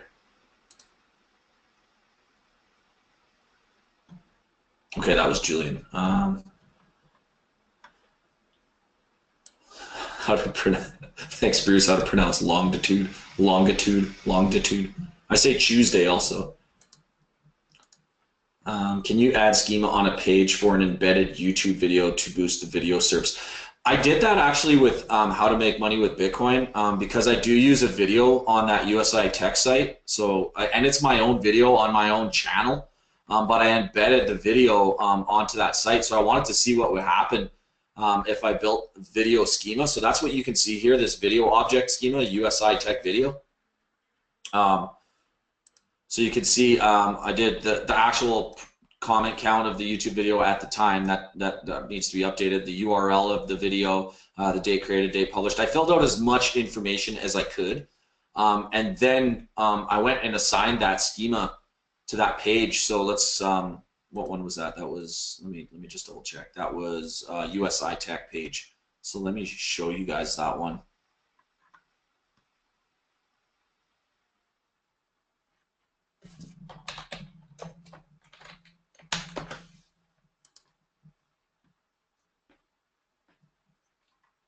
There it is. Okay, so now I'll go down to my schemas. And you can see I'll have two in here, not just one. And why is there two where I showed you before there was one? Okay, remember that nested schemas, you only need to put in the parent schema to get them all. So USI Tech, for instance, had aggregate rating, it had a brand, aggregate rating had a thing that I was reviewing, so there's all these nested schemas, but I only needed to drag in one schema, USI Tech product, right? So if we go look at this page again, USI Tech product, that contains all the nested schemas within it, so I only need to drag the one thing. But video was its own schema, so I created a video schema And I named it USI so that I knew what page it was going on. But I created that video schema, but that then, because it's not a child of anything, it's its own schema. Um, I dragged that in as well. That's why there's two schema types. So I did that to see if I could get a video rich snippet. Nothing's happened as of yet with that, but this page is ranking better and better and better. I do know that, and I'm ranking in YouTube really well as well. USI Tech Review. This is my video that's embedded on this page, which is ranking in Google and in YouTube. And you get 11,000 views in 1 month. So I mean, a lot of cool shit's happening. When you put it all together, guys, I know it's a lot. So like, you know, if you kind of bring all these webinars together at this point, okay, you know, you're managing your sites and you got everything taken care of that way. Then you start doing SEO on your sites and doing things properly with keyword research, building new content on your pages. Then you're building schema for these pages and testing new things. It just all starts adding up. And everything's all of a sudden starts blossoming all together. Like this site I've been working on with V3 now for a while, and it's kind of been my test dummy site for the improvements that we are making with V3, and it's responding so well. Like it's ranking for so much shit, it's growing, it's doing really well. And you guys kind of want to rewatch a lot of these videos because I know we covered so much stuff, especially with the schema editor. And we'll start having webinars on the schema editor. As I learn more, I'll teach more. We'll hire schema pros. I'll teach them the builder so that they understand the functionality of it. But it is, the more you use it, guys, trust me on this, okay? The more you use it, the faster you get at it and the easier it gets. Okay, you're still seeing me stumble around a little bit, but that's because I'm on a webinar. I'm not really paying attention. When I'm in my office paying attention to what I'm doing, I'm working on the right sites. I'm building the right schemas. I'm getting faster and faster and faster at it. The tool is a really good tool. It's a really solid tool. It works really well. It's really intuitive. You just have to get over that little bit of learning a new software because it's worth it. It's really truly worth it for the schema, because we can now build out any type of schema that we want for any site, and we have the ability to like do it really quickly, right? And cheaply, because Schema app has that same full schema.org database, but man, are they expensive. Tony, when you're using the fake it method for reviews, can you use spin tax to make the reviews show different ratings? No, we don't have spin tax. I'm trying to think. Because this, we don't actually have, okay, so Tony, when we're supplying, in that example where I supplied a fake review, a fake aggregate rating, I should say, okay, that was on the Bitcoin site. Oh, where's my Bitcoin site? I think I deleted it already. Did I actually delete that? Or maybe Brank did an update when I wasn't looking. But anyways, the point is, there's no actual review there. It's just an aggregate rating. Because aggregate rating is actually the thing. This little snippet of code right here, aggregate rating, type, blah, blah, review, basically these 4 items. Best rating, worst rating, rating value, rating count, review count. These are what supply the stars, okay? Not the actual review, right? So I can have a site with an aggregate rating of 100, it says it has 100 reviews and a rating of 4.8, but not a single review actually there. That's faking it, right? Because you're not actually using the reviews to populate the aggregate rating. You're just supplying the aggregate rating. And that works, and that's what I do on the Bitcoin site, but I think eventually that's not going to work. I think Google's going to be like, no, man, you need to like supply your ratings. If you're going to say you have this rating, you have to prove that you have that rating. And then I know that was way off your question about spin tax. The reason I'm saying that is because in the fake scenario, we don't actually have a review, so there's no spin tax available there.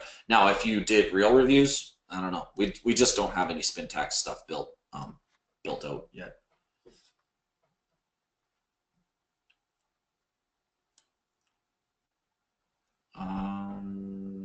Still lots of questions here, guys, so I'll just keep going.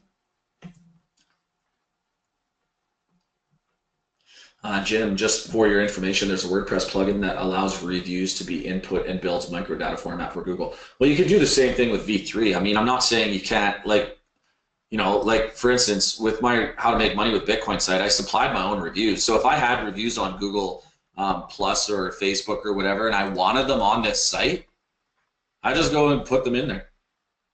You know, just copy and paste those reviews in, and it does the same thing, except we don't use microdata. We use JSON LD, which is a preferred format for Google.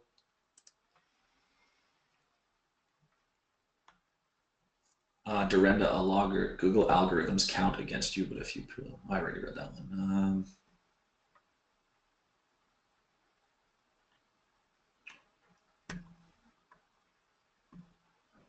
Okay, Cedric. You'll watch the replay, but you have a question about schema for service. Can you show a schema for a service page like massage or a dentist, and should it add to the main page or should it be only on the service page?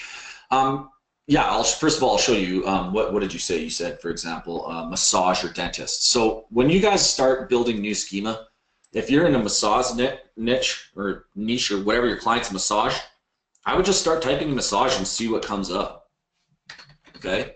That would be massage and acupuncture all fall under something. I forget what the word is. But like, okay, let's type in acupuncture. Nope, there's no schema for acupuncture.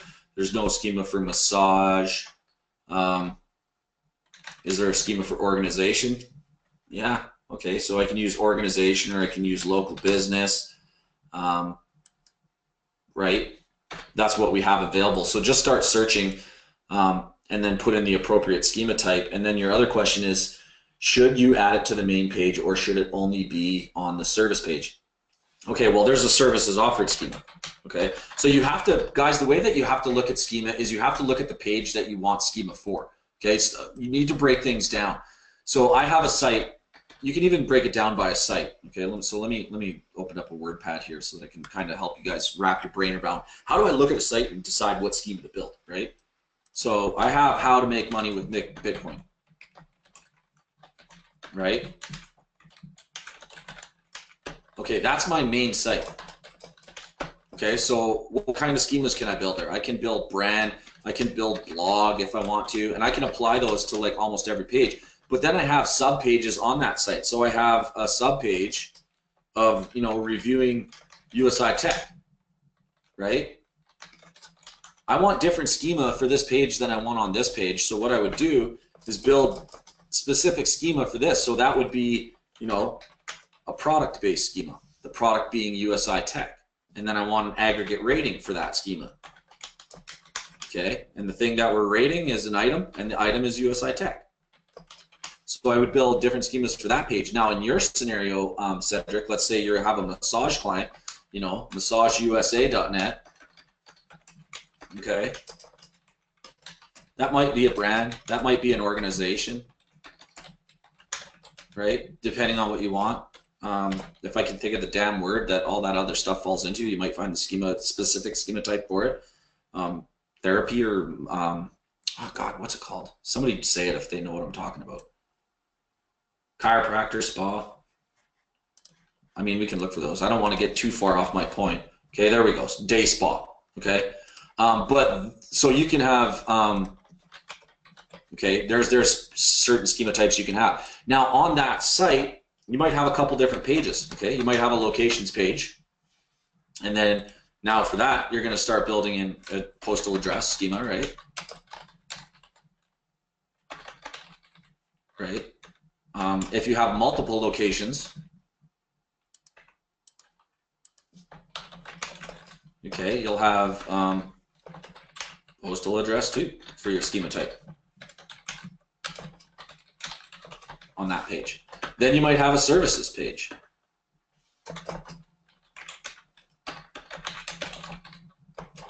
Okay, what type of services do you offer? Well, let's type in service. Oh, look at all these services. That's a good word to type in. Okay, or offer. I know offer is a good one. Okay, offer catalog. Offer. You could build those types of services. There we go, service, professional service. Okay, service, a service powered by, provided by an organization, like a delivery service or a print service. So what type of service? So you could have multiple service schemas on that page. So if you have a services page that has, let me indent this, you can have a massage schema, and then you could have a service schema for, you know, acupuncture or laser therapy, right? These would be all your schema types under offer. And you would apply them all to that page, right? So you that's what you guys have to start looking at your sites like.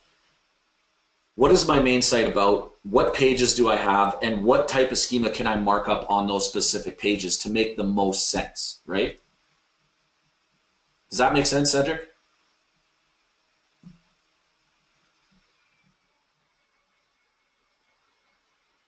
You don't want to put all this shit on every page. I'll put it to you that way.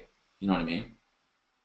If you have a services page, put schema for services on that page because it makes sense.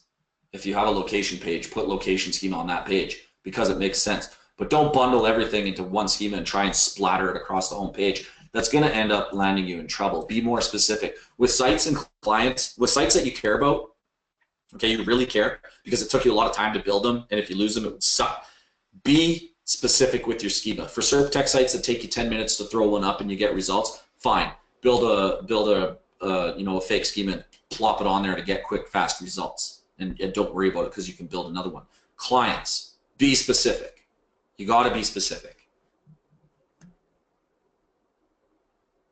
Do you make the most sense to a human or to Google? Good question, Bruce. To Google. Because humans don't read your schema. Google reads your schema, right?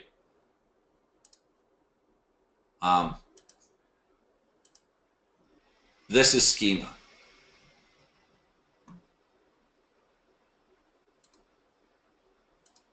Why is Google tool so slow?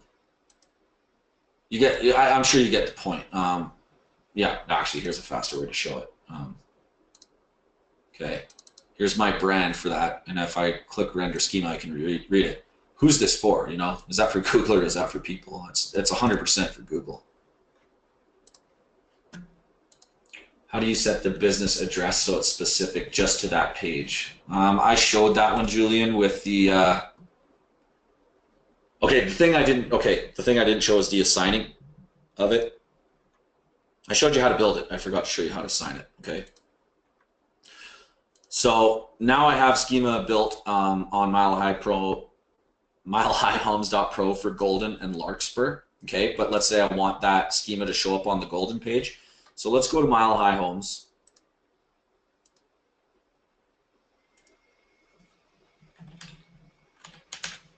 All right, there's always 2 steps to schema. Build, assign, okay? So I can go to schemas, and then I see I have my general schema there. But if I want to work on a, see now there's my 3 schemas. Larkspur is another location, Golden's another location. Now I would switch to per page schema, and then I would search for Golden. Okay, so there's a page with Golden on it. Okay, no schemas found. Now I supply that schema for Golden. That's it. Okay. Now I could do the same thing for Larkspur. Okay, there's our Larkspur page.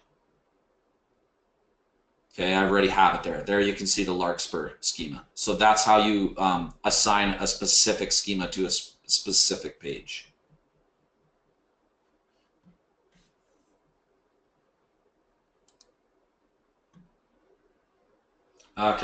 Frank, can I talk about groups and template on schema PSv3 menu?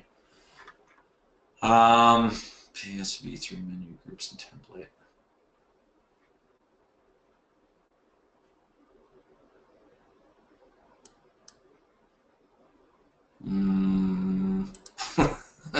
I'm looking for what you saw that you want to see, Frank. Right there next to save schema. So it's in the app. Oh, manage groups. Oh, okay, yeah, sorry. Manage groups is simple.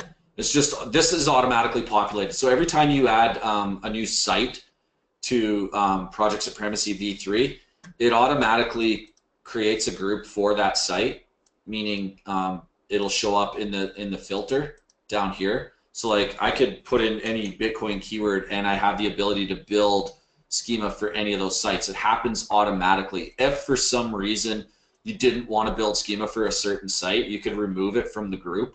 I don't know why you'd want to do that. Or if your site and you wanted to put it back, you could actually add it back as well. This part's kind of like, so then, you know, so I could get rid of Zoe Bliss and delete it, or if later on I wanted to add it back, I could add it back. But it happens automatically for you guys that it populates. If you lost anything for any instance, you can always click this button, import groups from websites, and that'll just grab every URL and supply it so that you have a group available for you. Templates is schema templates. We were going to build templates, I think, at one point in time, but there's just really no point anymore. You guys should be able to build schema quite easily. Because honestly, a template for local business would just be like what you guys are used to building all the time.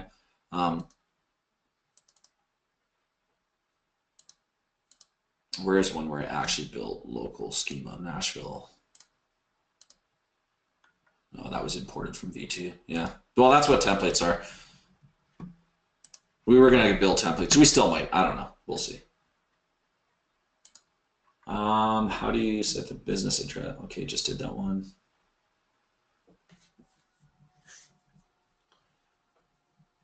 Schema's biggest benefit is, do you feel it's really important for rankings? Oh man, the biggest benefit, yeah. When Schema first came out, like when we first came out with V2, which was kind of the big claim to fame for V2 is Schema. We had our simple schema builder in V2, and yeah, man, it increased rankings like crazy. It was so powerful. I wouldn't say it's as powerful anymore. I'd say if you do it right, it's still got some powerful. But this right here, like getting rich snippet markup and stuff like that is, like this site, this third result, even though I'm number 3 in Google, I'll get clicked before number 1 and 2 because I have star ratings. It's also responsible for rich snippets. I used to have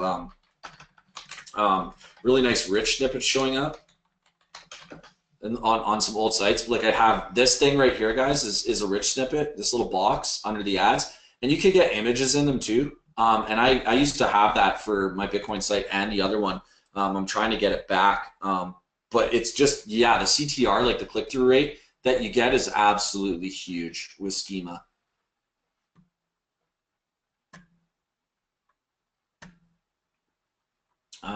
Rick, you have a site for a dentist and you created a page for every suburb around that is close to it. Can I use the location schema to say near a location, the real address? Yeah, there's a schema type that you can build. Like if you don't want to, like, you know, like if you're targeting an entire suburb or something, what was it? Geo. It was a geo coords, I believe. Yeah, or geo shape. These schemas allow you to build like a bigger. There you go, the box. It's the area enclosed. Like I would look it up in schema.org. Like I said, I'm not a schema pro. But geo coordinates schema, so I think it's circle coordinates or shape. These will allow you to build a schema that says I operate in this entire area, right? So just add one of those to your local business schema. And I think geo is part of local. If I go to the local and I search for Control F and search geo, I have 9 options available, well, I guess. Okay, so I have area served, so you can use that. We have geo coordinates, you can use that, and on the drop down we have geo shape or geo coordinates. We have no, so we have that. So there's quite a few options there. How do you get rich snippets? You build schema. Remember, I kind of mentioned that already, guys, but rich snippets, images, videos, the stuff that pops up in Google and looks really big, even including aggregate rating, like the review stars, is all schema-based. You have to supply schema so that Google reads it, and then remember, Google chooses whether to show it or not. All you do is supply the schema, but Google chooses whether they're going to show it or not. If you fake it, does that mean people can't add a review in the future? No, you can always change back and forth, Rick, just like I did on that site, right? We started with natural reviews, and I just went in and swapped the settings out for fake reviews. So you can move back and forth, in and out. It really doesn't matter.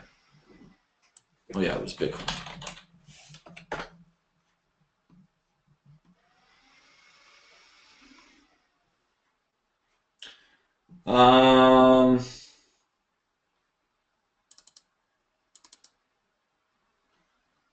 Any other questions, guys?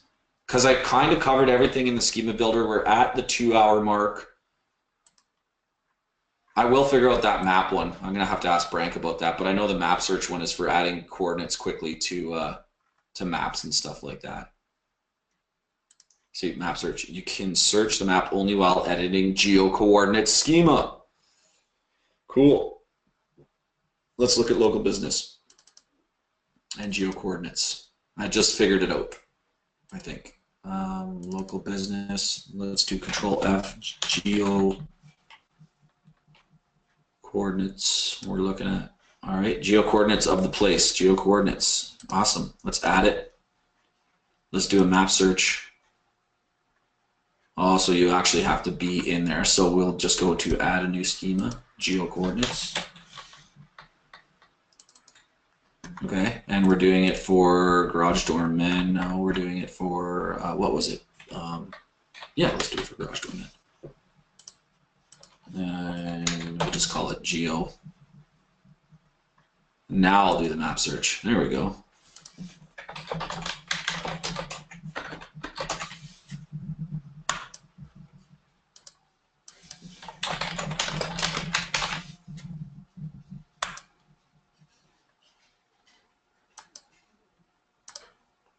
I'll have to figure that out. James, can you build a feature to boil down keywords you like, or you were talking about yesterday, taking like 10 keywords and boiling them down?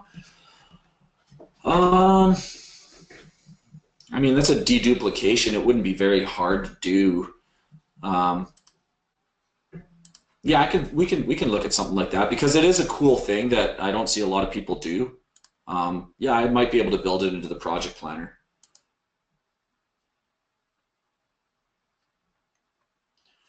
Paul, if you build schema for a site that isn't WordPress and you build organization, brand, and local business, and then when you render schema, it will show all 3 types in the renderer, or do you have to render each one separate?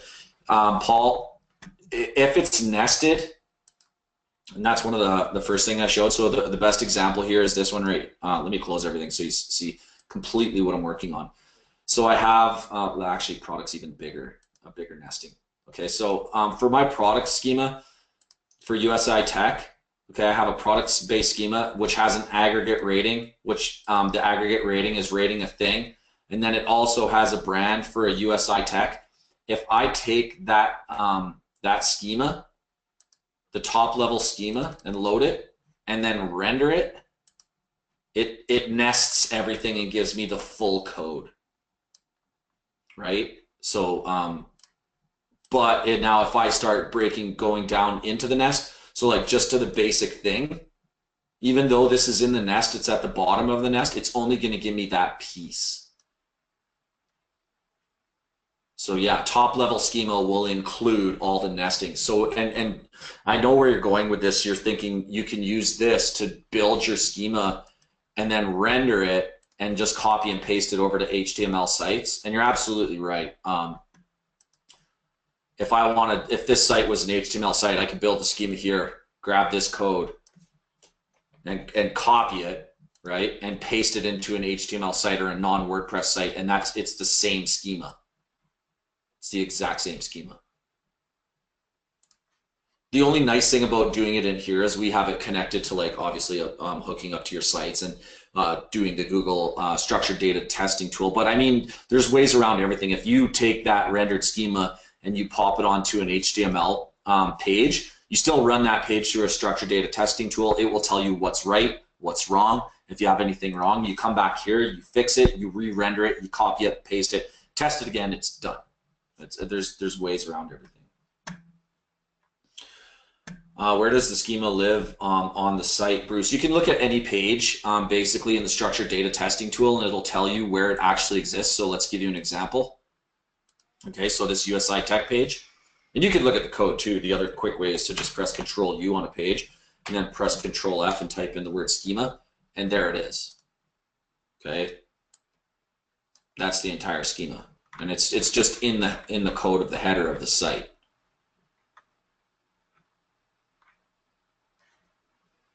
The other way is to go to structured data testing tool, click on product, and then just click on any entity. So type product, and it will highlight where your schema is. So there it is right there.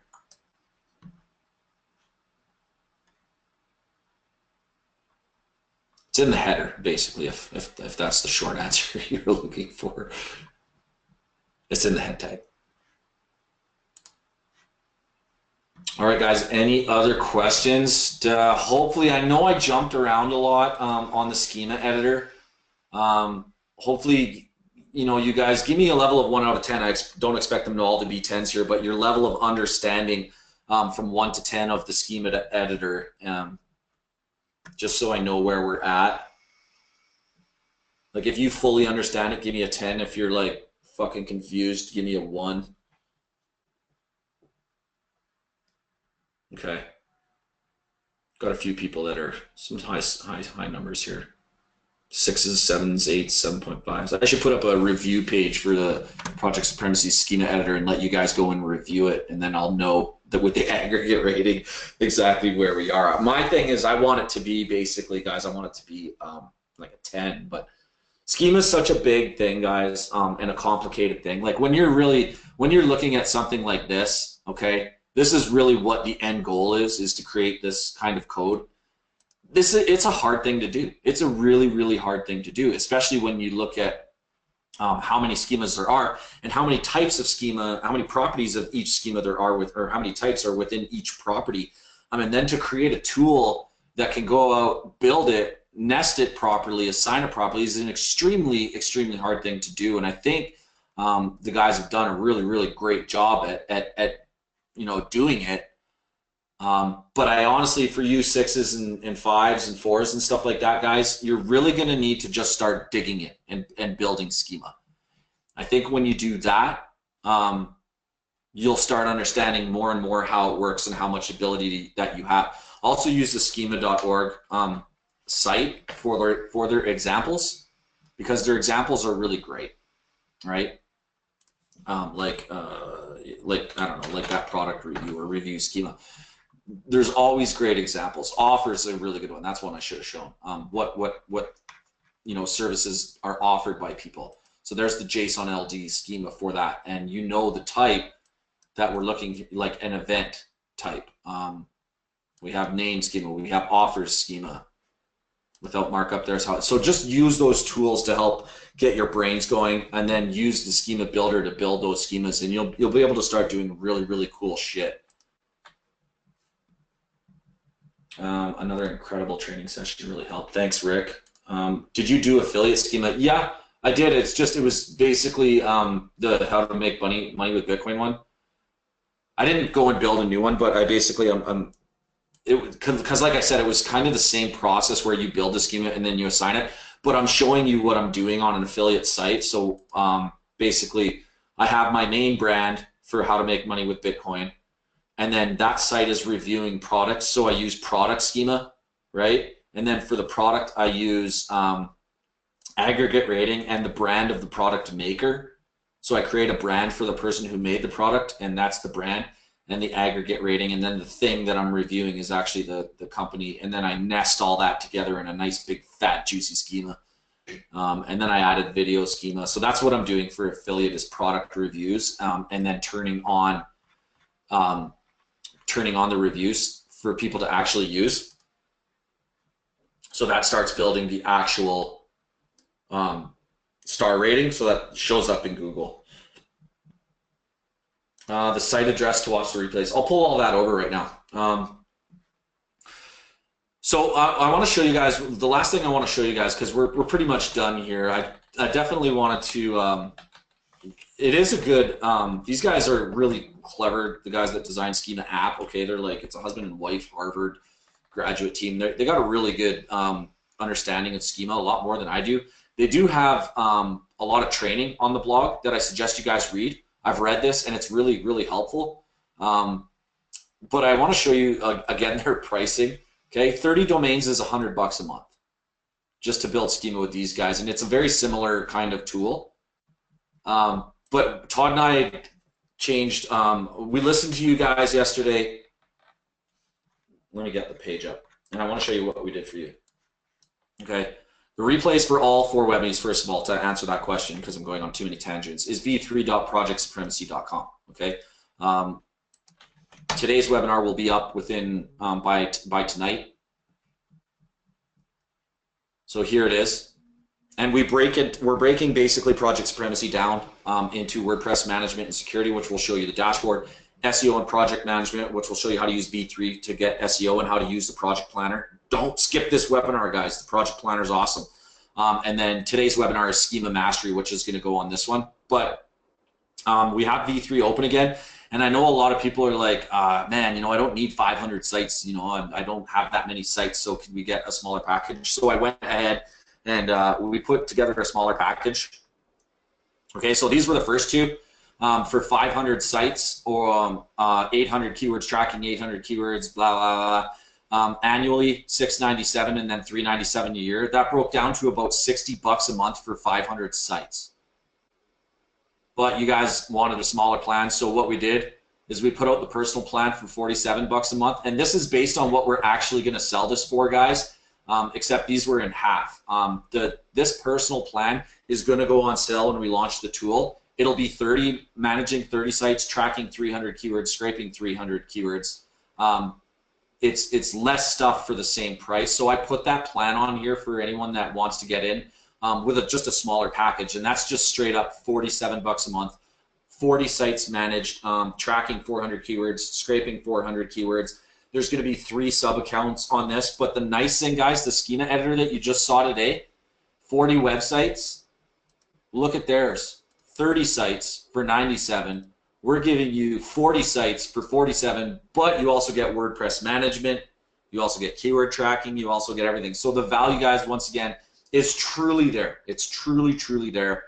You get a lot of shit for a really, really low price. So I added that plan to you guys, the smaller plan that's more affordable, because you guys asked for it.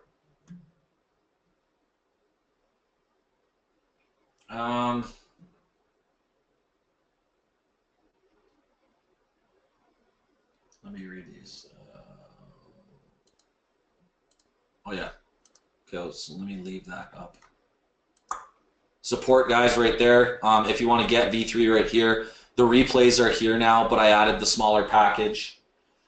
So basically, you always nest all the schemas for a page in one big schema, right? No, Rick, that's not 100% right. I don't always nest all the schemas. I only nest the things that I have to nest.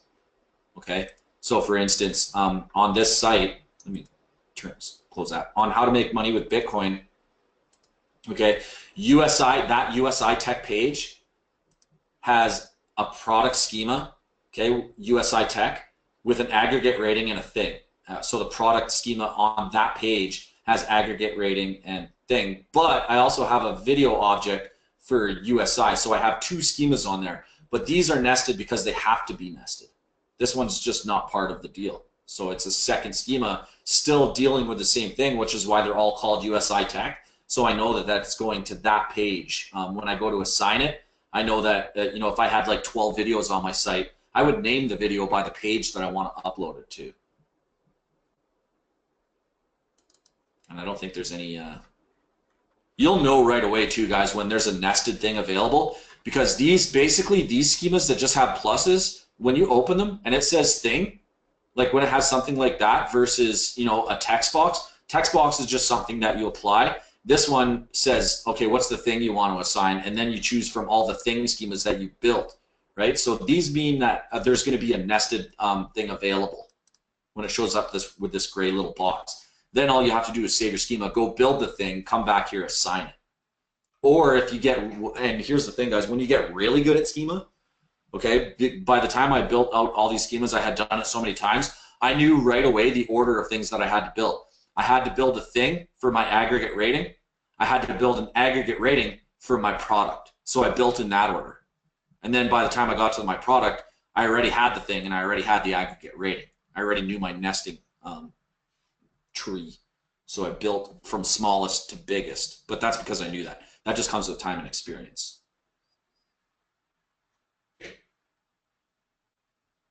I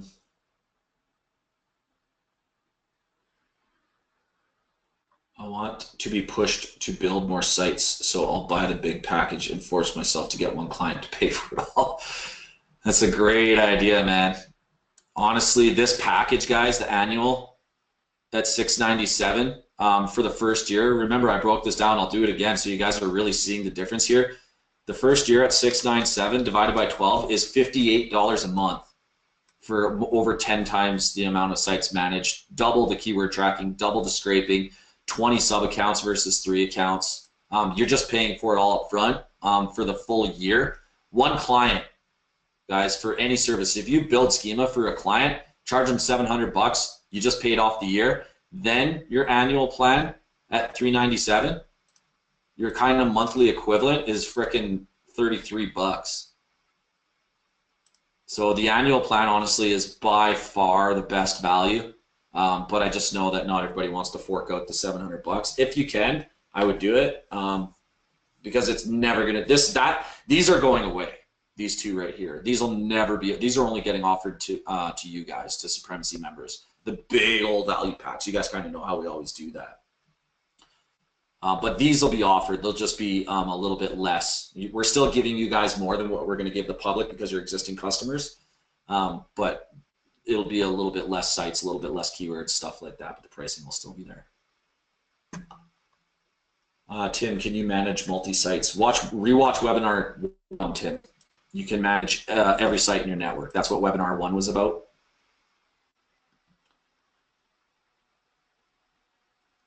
John, your price is locked. If you had it since day 1, then yeah, your price is locked. Is nesting like silos? Yeah, no, I wouldn't confuse those two terms. Silos a term that's meant for how to structure website content and URL content, whereas nesting is just like, you know, this thing schema belongs to this aggregate rating. I mean, I can see why you think there's a similarity, and yeah, there kind of is, but just don't confuse those two terms. They're totally meant for different things. Is the product available to SerpTech members? Yeah, Natalie, I mailed the SerpTech list, so there's probably SerpTech people on the webinar, so it's definitely available to them. SerpTech's the only Supremacy product that we have that isn't called something Supremacy. We were going to call it Local Supremacy, and we had a vote, and it was called. But SerpTech, we didn't call it Local Supremacy because it does more than local, so we called it SerpTech. We could have called it Serp Supremacy, I guess, but SerpTech just sounded cooler. But yeah, anybody that has any of our Supremacy products, Keyword Supremacy, Project Supremacy, SerpTech, Local Supremacy, is getting this offer. And if people in the group in SerpTech are saying they didn't see the webinars, it's because they're not checking their emails. That's a good idea too, Kevin. Kevin just said he already factored in the monthly price into a client's bill because he's going to be building schema for that client. And I'll tell you this, guys, you should be charging more than like $67 to build schema to a client, because schema, it's kind of like a doctor, you know? Why does a doctor get paid so damn much? Because of the level of knowledge and experience that he has, right? The level of knowledge and experience that he has. Whereas you guys, when you start building schema, the tools that you have available to you and the level of knowledge that you have is what's worth the money. That's what the client is paying you for. They're not paying you to build schema. They're paying you for what you know about it and what it does. They're paying for the result that it gets. So they're paying for your knowledge and your experience, right? And you have the tool to be able to provide that to them and the training.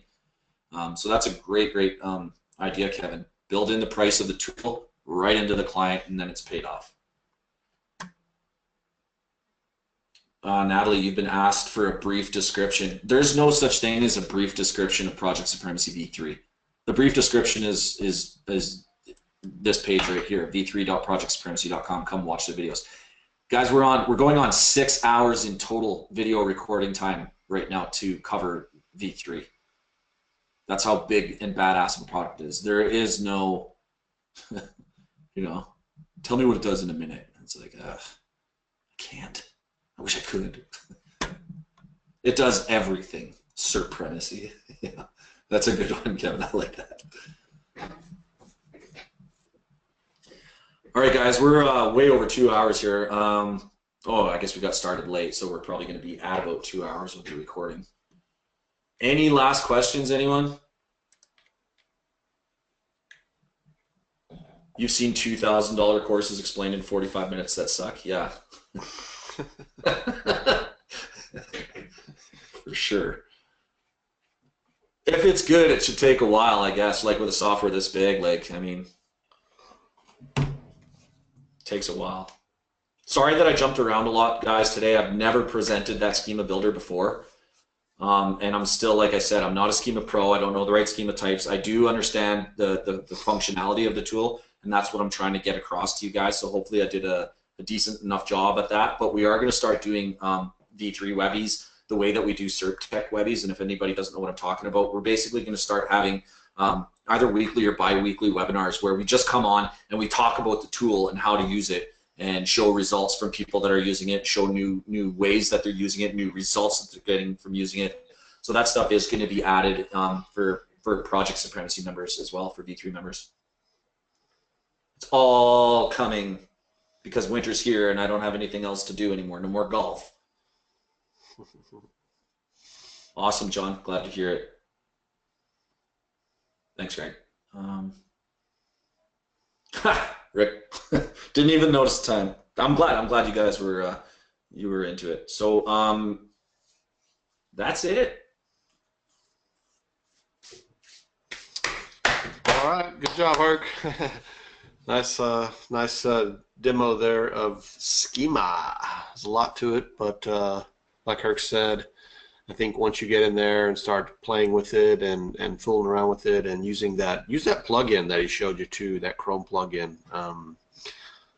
Maybe give him a link down. What's that called again? Structured Data Testing Tool. I guess it's just in the Chrome store. But one thing I really wanted to point out there too is you'll notice that the site that he was testing around on was basically a test site. Was it Bitcoin 4.sale, I believe it was. And I don't think that site's, yeah, that's just a total, I think it's an old CertTech site maybe. Yeah, it is. But really it's just for, testing and deploying schema and then looking at it and checking for errors and then kind of getting a feel for inside of the v3 plugin and doing all those things that he did today, and not really worry about, screwing it up, making a mistake. And I think that's one of the things that you guys should really, take in mind. That way you're not nervous about using a tool that's, pretty advanced for probably the most advanced, application inside of v3 as far as understanding and making sure you get it right, because it does matter. The data on that page is being read, by Google's engine and understanding it completely. So make sure you get it right before you deploy it.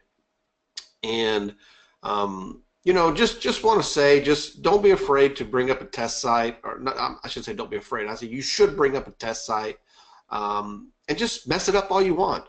And then analyze it a little bit. I mean, spend a couple of hours and doing this, going back and forth over and over again. And then once you've done that, you'll get real good at it. And it'll make it a lot easier to deploy, the proper schema to your money sites that you want to rank. So I just want to get that little bit of advice out there. That's what I always do.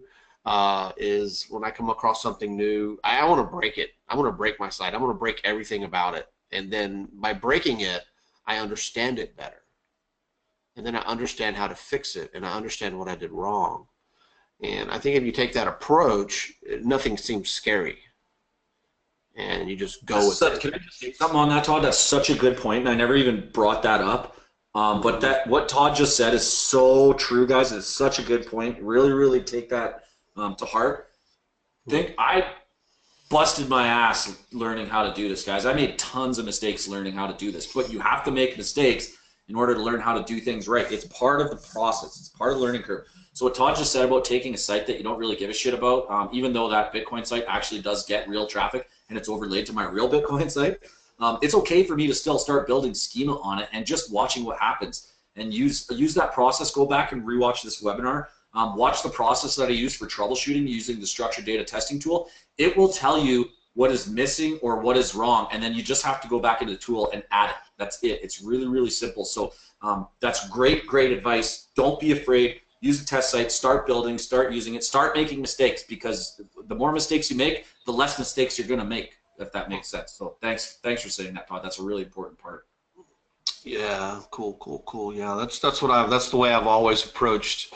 Everything I've done with software and online is for the last 20 years is just try and break it, and then the more you break it, the more you learn it, and the more you learn it, the less scared, the less afraid you are of it, I should say. And I know that looking at this, is a little bit intimidating, because there's a lot of little moving parts here and there.